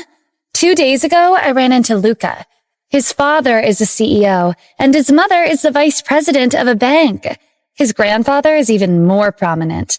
He's the chairman of an influential organization in New York City. To put it simply, he has family all over the country. He's not bad, Helen said, admiring his extensive background. If he marries into our family, we'll be able to climb up the ladder in no time. Rebecca, are you and Luca classmates? Rebecca laughed. No, he's Kim's classmate. Kim was surprised when Rebecca informed her that Luca was in Los Angeles. He came from a wealthy background. Many years ago, when his family was doing business in Los Angeles, he studied at Kim's school for a year. They were in the same class, and they were also desk mates. The next year, Luca and his family left Los Angeles, and he continued his studies abroad. He and Kim hadn't been in contact ever since. She didn't expect to meet him again. The Cassidy family urged Kim to take the initiative to contact Luca. Helen wasn't pleased to see them acting like they were afraid to miss this opportunity. Do none of you have any pride? Luca's background is superior to ours. How do you think they'll react if they see us acting so desperate? The rest of the family quieted down after being scolded. I think Grandma's right, Rebecca said. Being impatient isn't the right way to go about this. He asked me about Tanith Corporation's address, so he'll probably look for Kim tomorrow when she goes to work. All right. Kim, since he's taking the initiative to meet up with you, you should seize this opportunity, Helen said. Grandma, Rebecca interrupted her. Grandma, Kim wanted to tell you that she's not ready yet, but tomorrow she'll dress up and meet with Luca at work. Helen was satisfied with that answer. I'll be looking forward to good news. Kim tried to protest, but the rest of the family ignored her. The next morning, Kim went to work at Tanith Corporation as usual. Stephen was busy preparing for the wedding, so Camilla drove her to the company every morning. When Kim entered the building, she saw a man dressed in a suit standing by the receptionist's desk. His hair was swept to the side. From his demeanor, he resembled someone from the upper class. He was Luca Garza, her classmate who she hadn't seen in many years. Luca noticed her and hurried over. He held out his hand. "Long time no see, Kim." Kim returned his greeting, but she didn't shake his hand. She knew why he was here, and she didn't want to turn him down by telling him that she was married. But then she remembered that Stephen and her were divorced. Luca was a little embarrassed, but he didn't let that get to him. "You're still the same as when we were in school together. You were popular, but you never spared any of the guys a glance." Camilla teased Luca for his slight accent to dispel the awkward atmosphere. He laughed and said, "I've been staying abroad ever since I left Los Angeles. It's been a while since I came back, so I have to brush up on my English again." Kim was reminded of something. She leaned closer to Camilla and whispered, "Remember that man who saved me? He had a similar accent, don't you think?" Camilla wasn't following her train of thought. "I think so." He said someone asked him to help. Maybe it was Luca, Kim guessed. Let me ask him. She turned back to Luca. Are you the one who helped me out a few days ago? Luca was confused until he remembered that recent incident with Reuben Ellis. He had made sure to do his homework before coming to see Kim. A few days ago, he found out that Reuben had made a mess of Washington, D.C.'s underworld, and he'd even tried to kidnap Kim. From Kim's question, it was clear that she didn't know the identity of the person who had saved her. This was his chance to increase Kim's favorability towards him. Luca lied without batting an eye. Yes, it was me. I've been abroad for many years, but I've heard about how you are doing. After hearing that you were kidnapped, I hired someone to save you. Luca's appearance was too coincidental to be a coincidence. Kim was partially convinced. Camilla, who was watching from the sidelines, rolled her eyes. It was Stephen who'd saved his wife. Who did Luca think he was? How could someone be this shameless? Miss Kim, can you ask him what the person who saved you looks like? Good idea. Luca, about the person you hired. Was he tall and tanned skin? Did he have an accent like you? Camilla was at a loss for words. That was the same as giving him the answer. As expected, Luca agreed. Yes, that was him. Luca didn't know who Kim was talking about, but he would find him and bribe him to make him change his statement. I see. I don't know how to thank you. Then how about we have a meal together? It'll be on me, Luca said. Kim remembered Helen and Rebecca's insistence last night to pair her up with Luca and decided to reject him. I'm really sorry, but I don't have time today. You don't have time? A cold glint flashed in Luca's eyes before he assumed his usual expression. That's all right. I heard that Tanith Corporation has recently expanded its business to Washington, D.C. You must be busy. I'm sorry for holding you up like this. Let's have a meal when you're free. After parting ways with Kim, Luca left the building and got into his car. It was a Rolls-Royce Phantom that was worth more than $10 million. He rolled down the window and took a drag of his cigarette. His assistant, sitting in the driver's seat, cast him a sidelong glance. Would you like me to take care of it? He'd been working for Luca for many years, but he'd never seen a woman who would reject Luca so straightforwardly. No, Kim isn't just anyone. She's special. She's different from those other women. We can't use force. I need to marry her for the sake of my family. The Garza family had been rapidly developing for the past few years. Luca's grandfather was the chairman of New York City's Commerce Guild. His father was the CEO of Garza Corporation, and his mother was the vice president of a bank. They were one of the top families in New York City. Many wealthy families in the city had tried to curry favor from them. They were successful, but they weren't satisfied with their current standing. They had tried several times to expand their influence to Washington, D.C., but all of their attempts had failed. Ever since a few years ago, Luca's grandfather, Jared Garza, had been suffering from an incurable disease. No doctor had been able to cure him. Jared was the chairman of the Commerce Guild, so his health was important to the family's success. With no other choice, Luca returned to the U.S. and decided to consult a fortune teller with his family. She told him that if the oldest son of the family married a certain woman with the purest energy, Jared's condition would naturally improve. Luca and his family firmly believed in the fortune teller's reading. They searched far and wide, like they were searching for a needle in a haystack for the right woman. Not long ago, they came across Kim. She had been married until her recent divorce, but this wasn't an issue. The most important thing was that she could change Luca and his family's fate. What's our next step? Luca's assistant asked. We don't need to do anything. My parents will be coming to Los Angeles soon. When they're here, they'll pay the Cassidy family a visit. With my family's background, they won't be able to refuse. Kim will be ours sooner or later. You're right. The Cassidy family won't hesitate to have us on their side. 2 days passed smoothly. When the Cassidy family heard that Luca had only met Kim once at Tanith Corporation and left it at that, they all felt somewhat anxious. While the Cassidy family was trying to come up with a solution, Luca and his parents arrived at their villa. 10 Rolls-Royce Phantoms were parked outside the house. The scene was so grand that the villa's staff stopped what they were doing to watch. Luca's parents were generous. They asked their people to carry boxes of exquisite porcelain paintings, gold and silver ornaments, and jewelry into the courtyard. Helen was in awe as she stared at the glittering gifts. "You didn't have to bring all this." Luca's father waved his hand.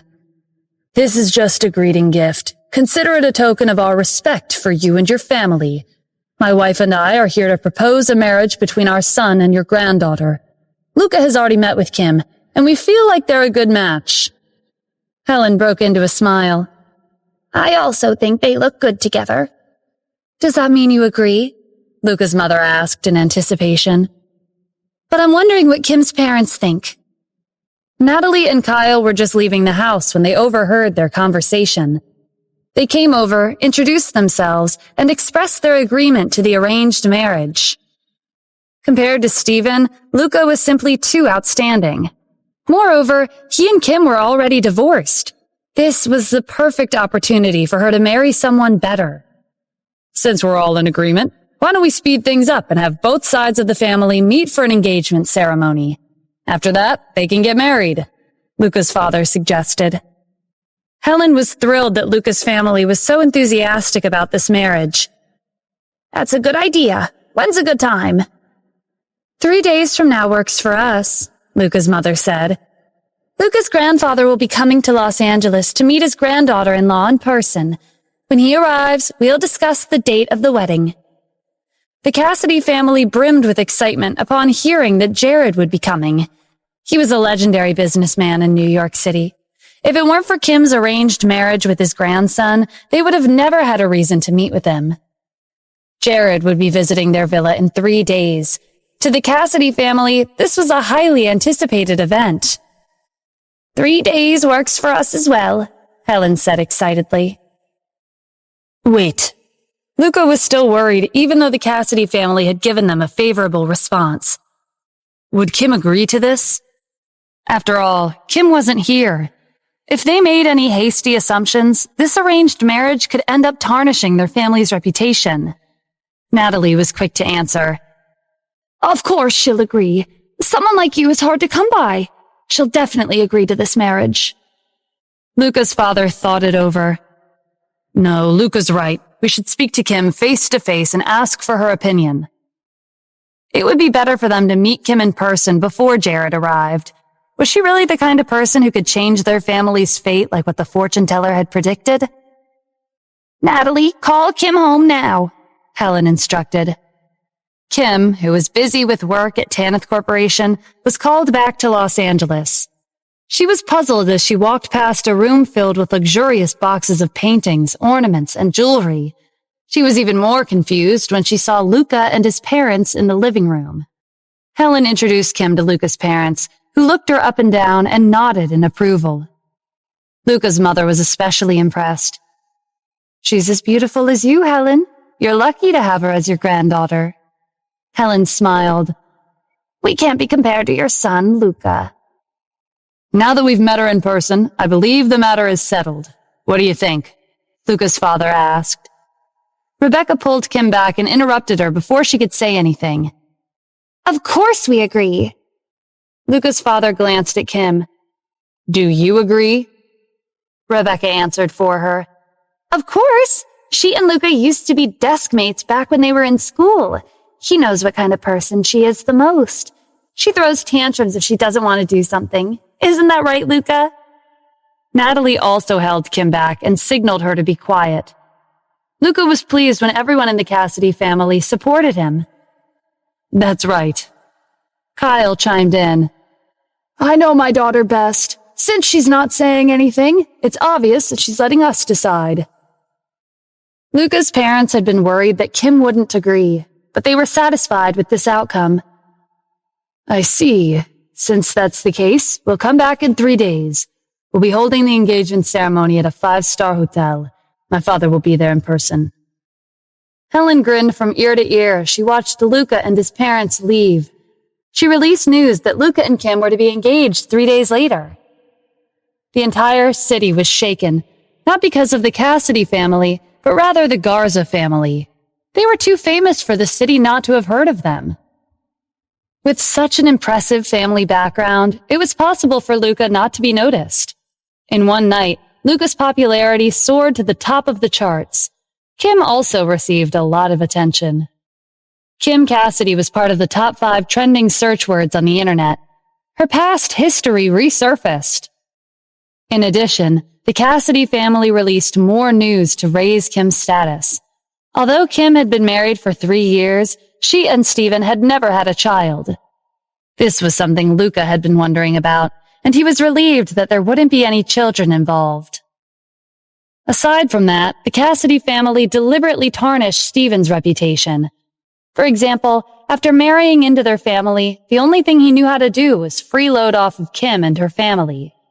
Moreover, he had happily agreed to a divorce for the sake of $10 million.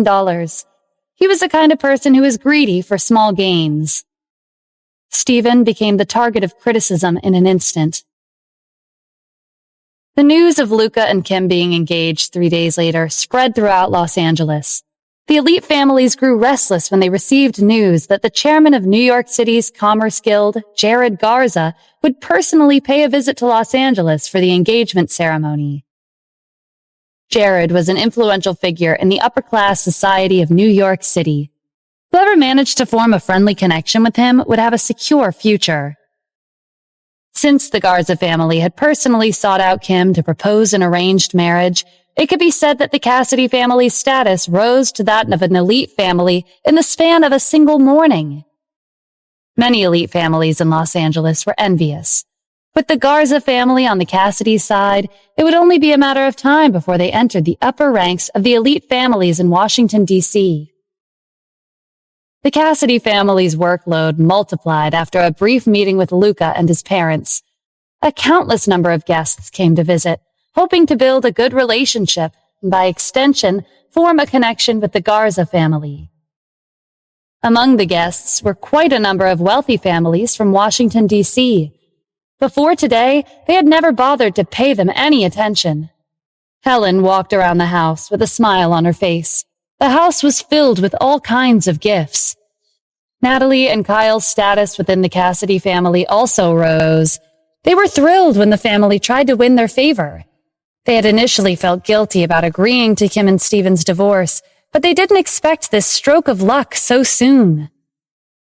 Kim had been chosen by the Garza family, a family with an extensive background in New York City. Soon, they would all be relatives. What else could this be if not a gift from the heavens? You two should have educated your daughter better. If you had, she would have gotten rid of Steven a long time ago, Helen scolded. Although Natalie was being reprimanded, it wasn't enough to ruin her good mood. While the Cassidy family was caught up in their excitement, Kim returned after taking care of important work at the company. Grandma, Mom, Dad, what's the meaning of this? The entire city is talking about my engagement to Luca in 3 days. I'm the person involved, but I was kept in the dark until a few hours ago. Kim, you don't have to worry about anything, Helen said. I'll handle all the preparations. This marriage will be a good opportunity for you and Tanith Corporation. Luca's family will treat you well. Grandma, that's not the point. I'm not agreeing to this marriage. I don't have feelings for Luca. Then who do you have feelings for? Steven, Kim said firmly. Helen was infuriated by Kim's answer. Kim, you and Steven are already divorced. Why are you still thinking about a trash freeloader like him?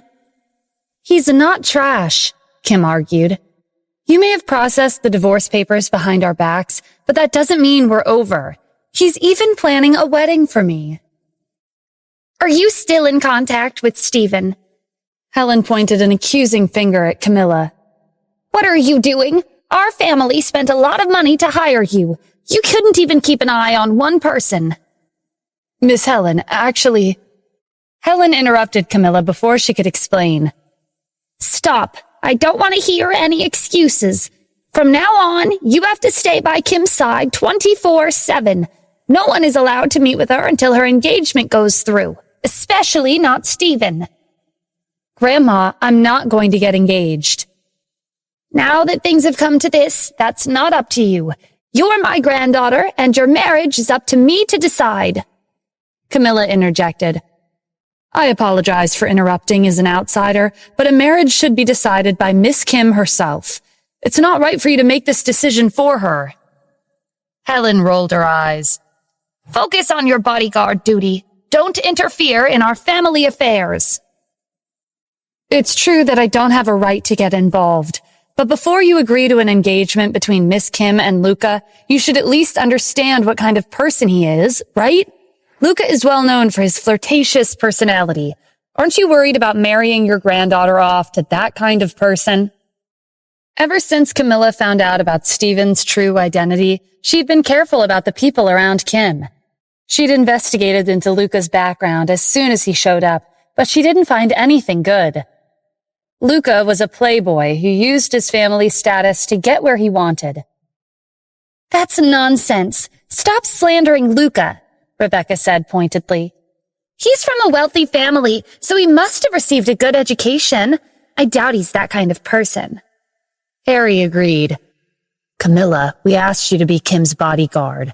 We didn't hire you to slander the Garza family's name. You had better watch yourself. All right, this ends here, Helen declared. If Luca's family finds out that you're slandering them like this, they won't let it go. Out of consideration for you as Kim's bodyguard, I'll pretend I didn't hear what you said. Take Kim back to her room and have her take a break from the company for the next 2 days. Camilla had no choice but to do as Helen said. After all, her salary was from the Cassidy family. 3 days flew by, and finally, it was the day of Kim and Luca's engagement ceremony. 10 Aston Martins cleared the road outside the 5-star hotel. They surrounded a $100 million extended Lincoln in the middle. The head of the Garza family, Jared Garza, was here in Los Angeles. News of his arrival swept across the city. Aside from the Cassidy family, the Haynes family from Santa Ana had also arrived. In addition, the top 10 families from Washington, D.C., like the Stark family, arrived one after another. This was a grand occasion that Los Angeles hadn't seen in over 100 years. The Cassidy family knew that these influential people had shown up because of the Garza family. Kim had been protesting for 2 days, but Harry and Rebecca kept her in check. There was no room for resistance. Jared was sitting in a wheelchair. He was accompanied by Luca's parents as he made his way over to the Cassidy family. After greeting Helen, Jared scanned the faces of the Cassidy family. Who's my granddaughter-in-law? Helen pointed Kim out from the crowd. This is Kim. Jared glanced at the man next to him, who nodded and gave Kim a once-over. Then he whispered in Jared's ear, She has the purest energy I've ever seen. Good. I'm very satisfied with her. She's a suitable partner for Luca. Why don't we set the wedding date? That sounds good to me, Helen said. Which day did you have in mind?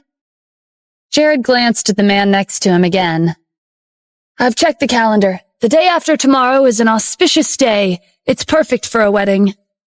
From the smile on Jared's face, it was obvious that he was satisfied with the man's suggestion. What do you think, Miss Helen? The day after tomorrow? Helen hesitated. Kim and Luca had only gotten engaged today, but the Garza family was already planning on holding a wedding 2 days from now. Weren't they moving too fast? Helen remembered a rumor that she had heard by chance from one of her friends. She said that the Garza family had taken a fancy to Kim because only she could change their family's fate. This meant that the Garza family saw Kim as a tool. However, it didn't take long for Helen to think it through. Did it really matter that Kim was being used?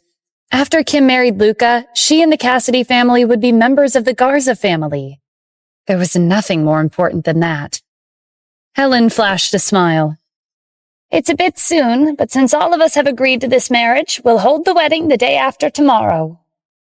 Once Kim and Luca were officially married, the upper-class families would visit their villa from all over to congratulate them. Helen, who'd always been unwelcomed, would become one of the most popular members of high society. Amy grew anxious when they finalized the wedding date so soon. She found an excuse to leave the hall and quickly dialed Stephen's number. You have to come back to Los Angeles quickly. Kim's getting married. Stephen, who had been busy preparing for the wedding, was stunned by the shocking news. Amy told him everything about the engagement ceremony. The Cassidy family is despicable through and through. I can't believe they're actually forcing Kim to marry someone behind my back. Stephen put down what he was doing and rushed to the 5-star hotel in Los Angeles. Meanwhile, the engagement ceremony was in full blast. Kim and Luca will be married in 2 days. Once this party is over, why don't we have them stay in the same room tonight? Helen suggested. Her impatience stemmed from her fear that the Garza family would regret their decision if they waited any longer. I'm not in a hurry, but that's not a bad idea, Luca said. Despite his humble reply, the look in his eyes betrayed his true feelings. The moment he saw Kim again at Tanith Corporation, he had wanted to get her in bed right then and there, but his family's upbringing had forced him to resist the urge. Tonight, he would finally have the chance. Kim finally managed to push Harry and Rebecca away. She rushed over. I never agreed to this marriage. I don't have feelings for Luca. Helen frowned. What nonsense are you talking about? I've already made my decision. I never agreed to this. You're the ones who forced me. Jared looked at Helen in confusion, waiting for an explanation. I'm sorry. She gets like this sometimes. I'll have a talk with her. Please wait for a moment. Helen dragged Kim to the side and glared at her. What do you mean I'm forcing you? I've always had a say in any marriage that concerns members of my family. This is our rule. A stern voice sounded from the door. Who's forcing Kim to get married? All eyes fell on Stephen as he walked in. Kim was relieved to see him. She hurried over to his side. The hall fell silent. Stephen pulled Kim into his arms and shot Luca a glare. Are you Luca? Do you want to marry Kim? Sorry, but she's my wife. Luca clenched his fists. Are you Kim's ex-husband? That's right. I know about you too. You're well known for being a playboy. Luca frowned. What did you say? 2 months ago, you slept with a high school student without her consent. Her parents came to find you, and you gave them $1 million to get rid of them. A month ago, you targeted a married woman and forced her to keep your relationship with her a secret from her husband. And just last night, you went to a club and slept with 3 young models. After Amy had called him, Stephen instructed Jack to investigate Luca's background and recent activity. He was nothing but a lecher. What do you think? I didn't get anything wrong, did I? Stephen didn't wait for a reply and turned to Helen. Grandma, to you, Kim is the hope of your family. Are you really going to marry her off to this kind of person? Or, after hearing all this, do you still plan to sacrifice her to achieve your goal? Stephen's short speech moved the crowd. Luca had committed all kinds of crimes, but they took place in New York City, so the upper-class families in Los Angeles hadn't heard about them. After discovering his rotten personal life, their impression of him took a nosedive. Jared wasn't happy about the interruption. Helen, what's going on? I'm sorry, I'll take care of it right now, Helen said quickly. Forget it. I'll take care of it, Luca interrupted. Helen, you should know how important our Garza family is in New York City. Today was an engagement ceremony, but your family humiliated ours. Don't think we'll let this go. As a member of high society, Luca had always put in a lot of effort to maintain his image. Stephen had ruined everything, and he was even holding the woman he was engaged to in his arms in front of the guests. To make matters worse, Kim didn't resist. This was a huge blow to his reputation. While Luca was fuming, Kim fueled his anger more. Luca, as you can see, I don't have feelings for you. Please don't bother me in the future. Luca laughed. Kim, you think too highly of yourself. Who do you think I am? I'm not someone who needs to bother other people to get them in my bed. The only reason I came to you was because of your pure energy. Why else would I have agreed to be engaged to a divorced woman like you? If that's how you feel, then this ends here, Stephen said. Kim, let's go. Hold it right there, Luca shouted. Did you think you could leave after slandering me and my family? Several bodyguards rushed into the hall and blocked Stephen and Kim from leaving. Stephen threw a glance over his shoulder at Luca. What do you want?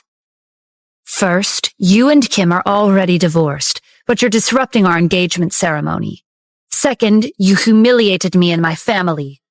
Third, Kim is my legal fiancée, and you're flirting with her in broad daylight.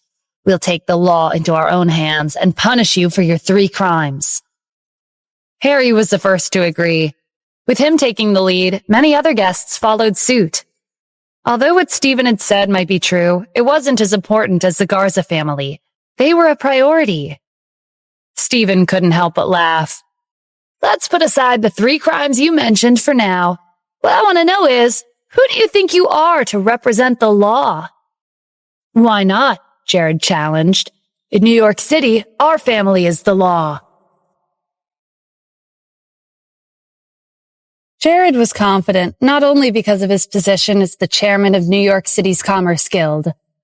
His son was the CEO, and his daughter-in-law was the vice president of the largest private bank in the country. There were rumors that a prominent international corporation was one of the bank's major shareholders. Because of this, several of the country's billionaires strived to be on good terms with the Garza family. Any wealthy family who wanted to do business in New York City had to pay Jared a visit first. It could be said that he possessed the influence to control the business industry in New York City. Our family isn't based in Los Angeles, but we are still the law, and there will be consequences if you go against us, Jared said. Stephen glanced at the bodyguards blocking his way. You want to stop me with these few people? I've asked around, Stephen, Luca said. I know you're skilled, but it doesn't matter how strong you are. You won't be getting away today. These people aren't enough to stop you, though. He clapped his hands. Footsteps sounded outside the hall, and hundreds of bodyguards rushed into the room in waves. The guests were stunned. This was only a taste of what the Garza family was capable of. What do you think? Luca asked proudly. They're retired soldiers who used to serve in the special forces overseas. We hired them at a high price. Even if you're skilled, you won't be able to take them all down. You think you have more people than I do? Unfortunately, your family is outnumbered. Stephen gestured to the window. Why don't you take a look outside? Luca pushed aside the curtain and peered outside the window. He was startled to see a dense crowd surrounding the hotel. All of them were dressed in a security uniform, and they were holding various weapons in their hands, like baseball bats, iron rods, and sharp weapons. The assistant director of the security department of the Wyvern Group, Tony, was standing at the front. He called out when he saw Luca standing by the window. We're here on behalf of the Wyvern Group. The crowd behind him shouted in unison. The guests in the hall panicked in the huge commotion. What's going on? Jared asked. Grandpa, we're surrounded, Luca said nervously. The Wyvern Group sent 5,000 security guards here. Luca's parents helped Jared to the window. He'd been through many obstacles in his long life, but he'd never seen something of this scale. I've heard that the Wyvern Group has a strong background. This many security guards is enough to form an army. Stephen looked him in the eye. Do you still want to represent the law? Even though the Garza family's bodyguards had been part of the special forces overseas, Jared knew that the 5,000 security guards outside wouldn't be easy to deal with. He was forced to make the most favorable decision. I'll let you off for today. You two can leave. Everyone watched as Stephen held Kim's hand and led her out of the hotel. The second they disappeared through the doorway, Jared crushed the armrest of his wheelchair with his palm.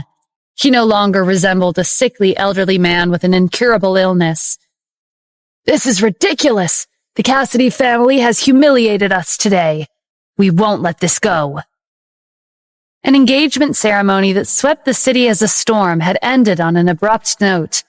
The other guests followed the Garza family out like a hurricane, leaving the Cassidy family alone in the hall. Helen collapsed against a table.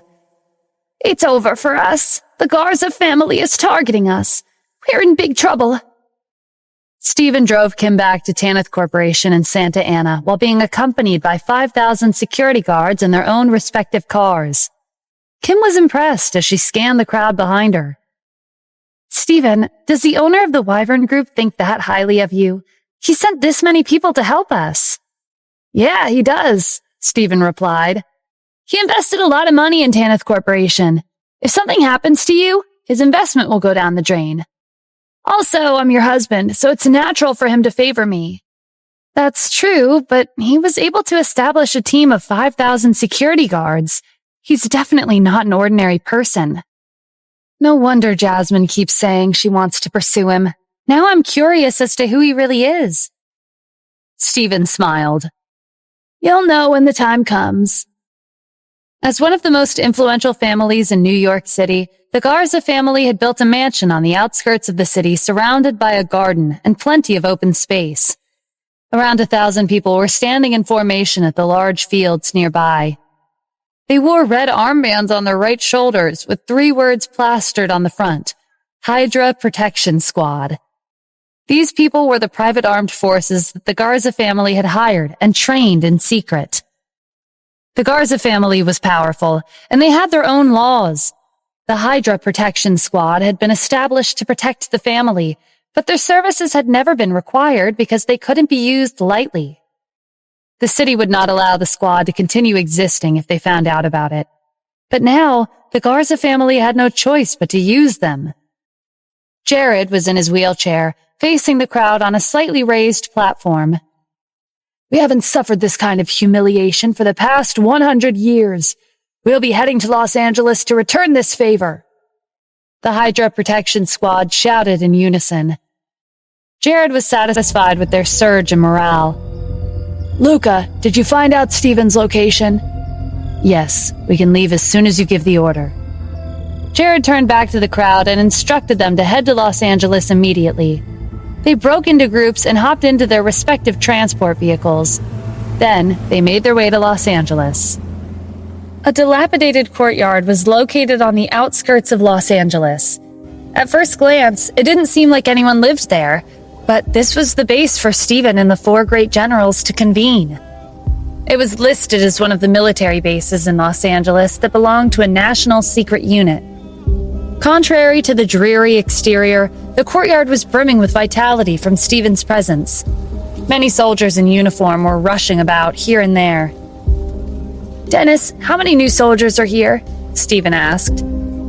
"When the military bases nearby found out that you were in Los Angeles, they sent over some of their troops and requested special training from the 4 great generals."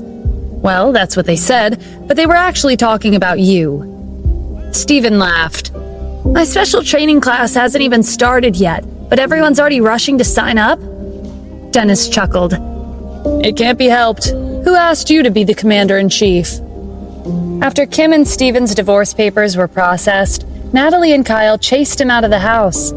Stephen couldn't be bothered to argue with them. He decided to stay in this courtyard temporarily with Dennis, Roslyn, Zachary, and Jaden, and used his free time to prepare for Kim's wedding. The 4 great generals had followed Stephen to Los Angeles, and they were busy with their own work. With the courtyard as their base, they conducted a military exchange with the neighboring military bases. They were all quick to respond. Everyone wanted to send their soldiers to the 4 great generals for special training. The soldiers knew that the commander-in-chief had been staying in the courtyard recently, so they all wanted to meet him in person. The new arrivals became restless when they saw Stephen and Dennis coming out of the house. The commander-in-chief was regarded as an idol by the military. A few elite soldiers ran up to Stephen and saluted him. The captain of the Special Forces in the south and the captain of the Special Forces in the north took the lead. Stephen returned their greetings one by one. "You all have incredible potential. After receiving training from the 4 great generals, I hope you all use what you've learned and continue to defend our borders." They shouted an enthusiastic reply that Stephen was satisfied with. The captain of the special forces in the South, Cyrus, had a request. We were hoping we could receive your teachings. I did plan on doing that, but I've been busy these days. As a matter of fact, someone is out to get me. I believe they'll be here by tonight. Stephen glanced at his watch. According to his calculations, the Garza family's Hydra protection squad would be arriving soon. The Garza family had kept them well hidden from the public, but there were no secrets that could be hidden from the palace. Stephen had already predicted that the Garza family would rush to Los Angeles with the Hydra protection squad. Who was daring enough to challenge the commander-in-chief? Well, it doesn't matter who they are. We'll take care of them, Cyrus said proudly. Another soldier chimed in. We'll deal with whoever is threatening your life. And me. Me too. The rest of the soldiers expressed their agreement. Stephen nodded. In that case, I'll leave this to you. He wanted to see how these soldiers would handle the situation. When the Garza family and the Hydra protection squad arrived in Los Angeles, their first stop was the courtyard. Grandpa, this is the place, Lucas said. Jared observed the courtyard in disdain. After being kicked out of the Cassidy family, he's living in a worn-down place like this. How is he any different from those who live on the streets? Lucas snickered. I don't know where his confidence comes from. Call Stephen out. Lucas shouted into his loudspeaker. Stephen, listen up. I've surrounded the entire house. Get out here right now. Inside the courtyard, Stephen glanced at the entrance. They're here. Leave it to us. Cyrus was the first to walk out. A few other soldiers followed him. The door opened with a creak. Cyrus glared at Luca. What's all this noise? This area is reserved for the military. Those who are not involved, please leave. Otherwise, you'll be subjected to the laws of the military. Lucas smirked. Military? Don't think you can pretend to be a soldier just because you're dressed in uniform. Tell Stephen to come out now, unless you want us to raze this place to the ground. And who do you think you are to call him out? Cyrus said. Jared spoke up. I'm Jared Garza, the head of the Garza family. I'm also the chairman of the Commerce Guild in New York City. I'm considering the law, and there is nothing the law isn't capable of. You and I don't know each other, so I'll give you a chance. If you hand Stephen over, I'll let bygones be bygones. And what right do you have to represent the law? Cyrus demanded. Jared held up a hand, signaling to the Hydra Protection Squad. I'll show you right now. Luca and the crowd pulled out their weapons and aimed them at Cyrus and the others. Each and every one of them was holding a gun. The country was strict with the management of guns. It was rare, if not impossible, for an ordinary person to own a gun. Even Neil, who had ruled over the underworld for decades, only had cold weapons at his disposal. In a sense, guns were considered luxury goods. Luca wasn't the only one with a gun. The 1,000 members of the Hydra Protection Squad were all in possession of their own guns. There was a huge difference between having guns and not having them. Cyrus and the other soldiers weren't afraid, but they were surprised that these people had guns. Are you scared? Luca mocked. I'll give you one last chance. Hand Stephen over if you don't want us to step on your bodies when we enter.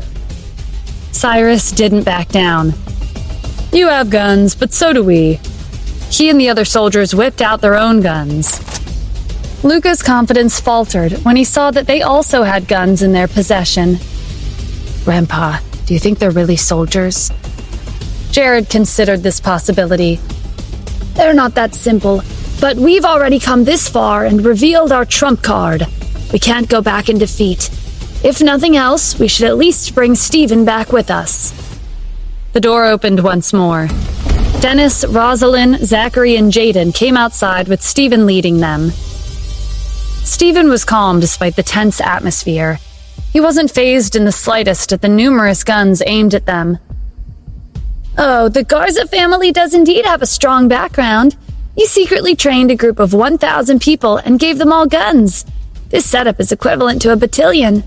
Mr. Jared, you told me the last time that the Garza family is the law. So this is where your confidence comes from. You came at the right time, Stephen, Jared said. Today, I'll take you back to New York City and make you pay for humiliating my family.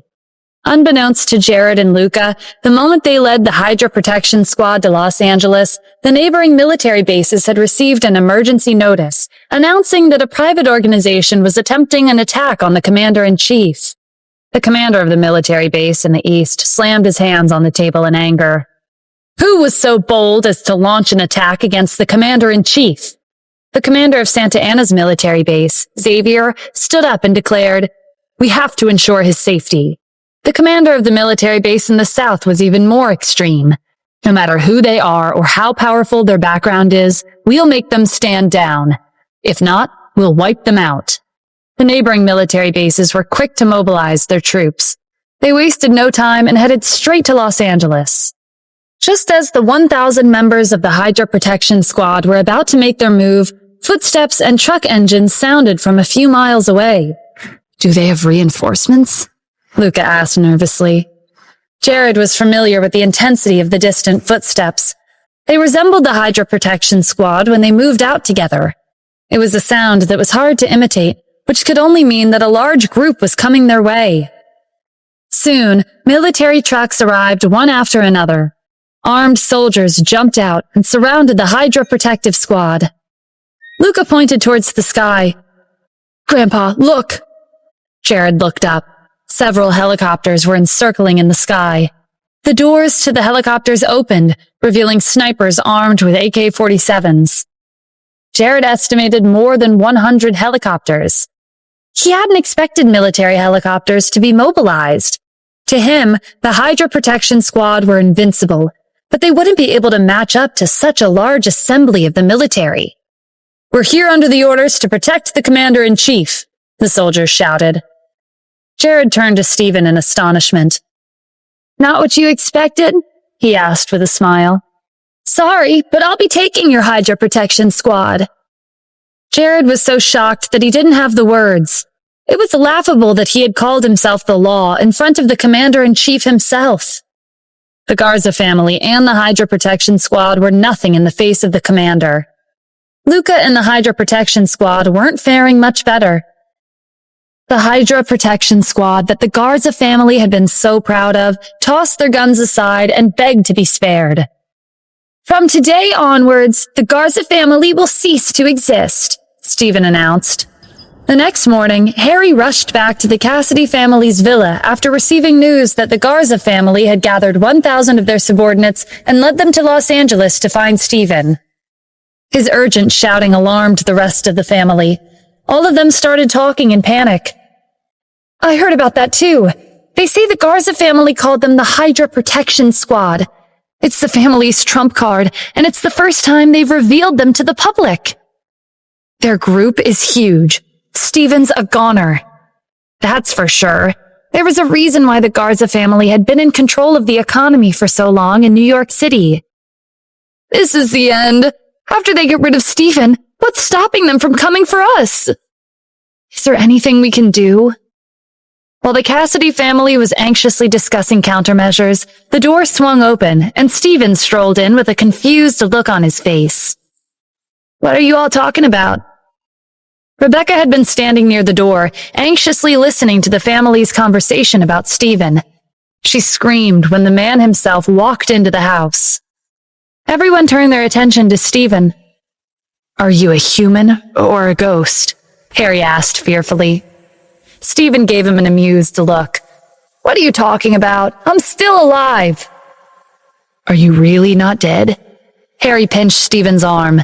It was the flesh of a human being, smooth and warm to the touch. "How is this possible?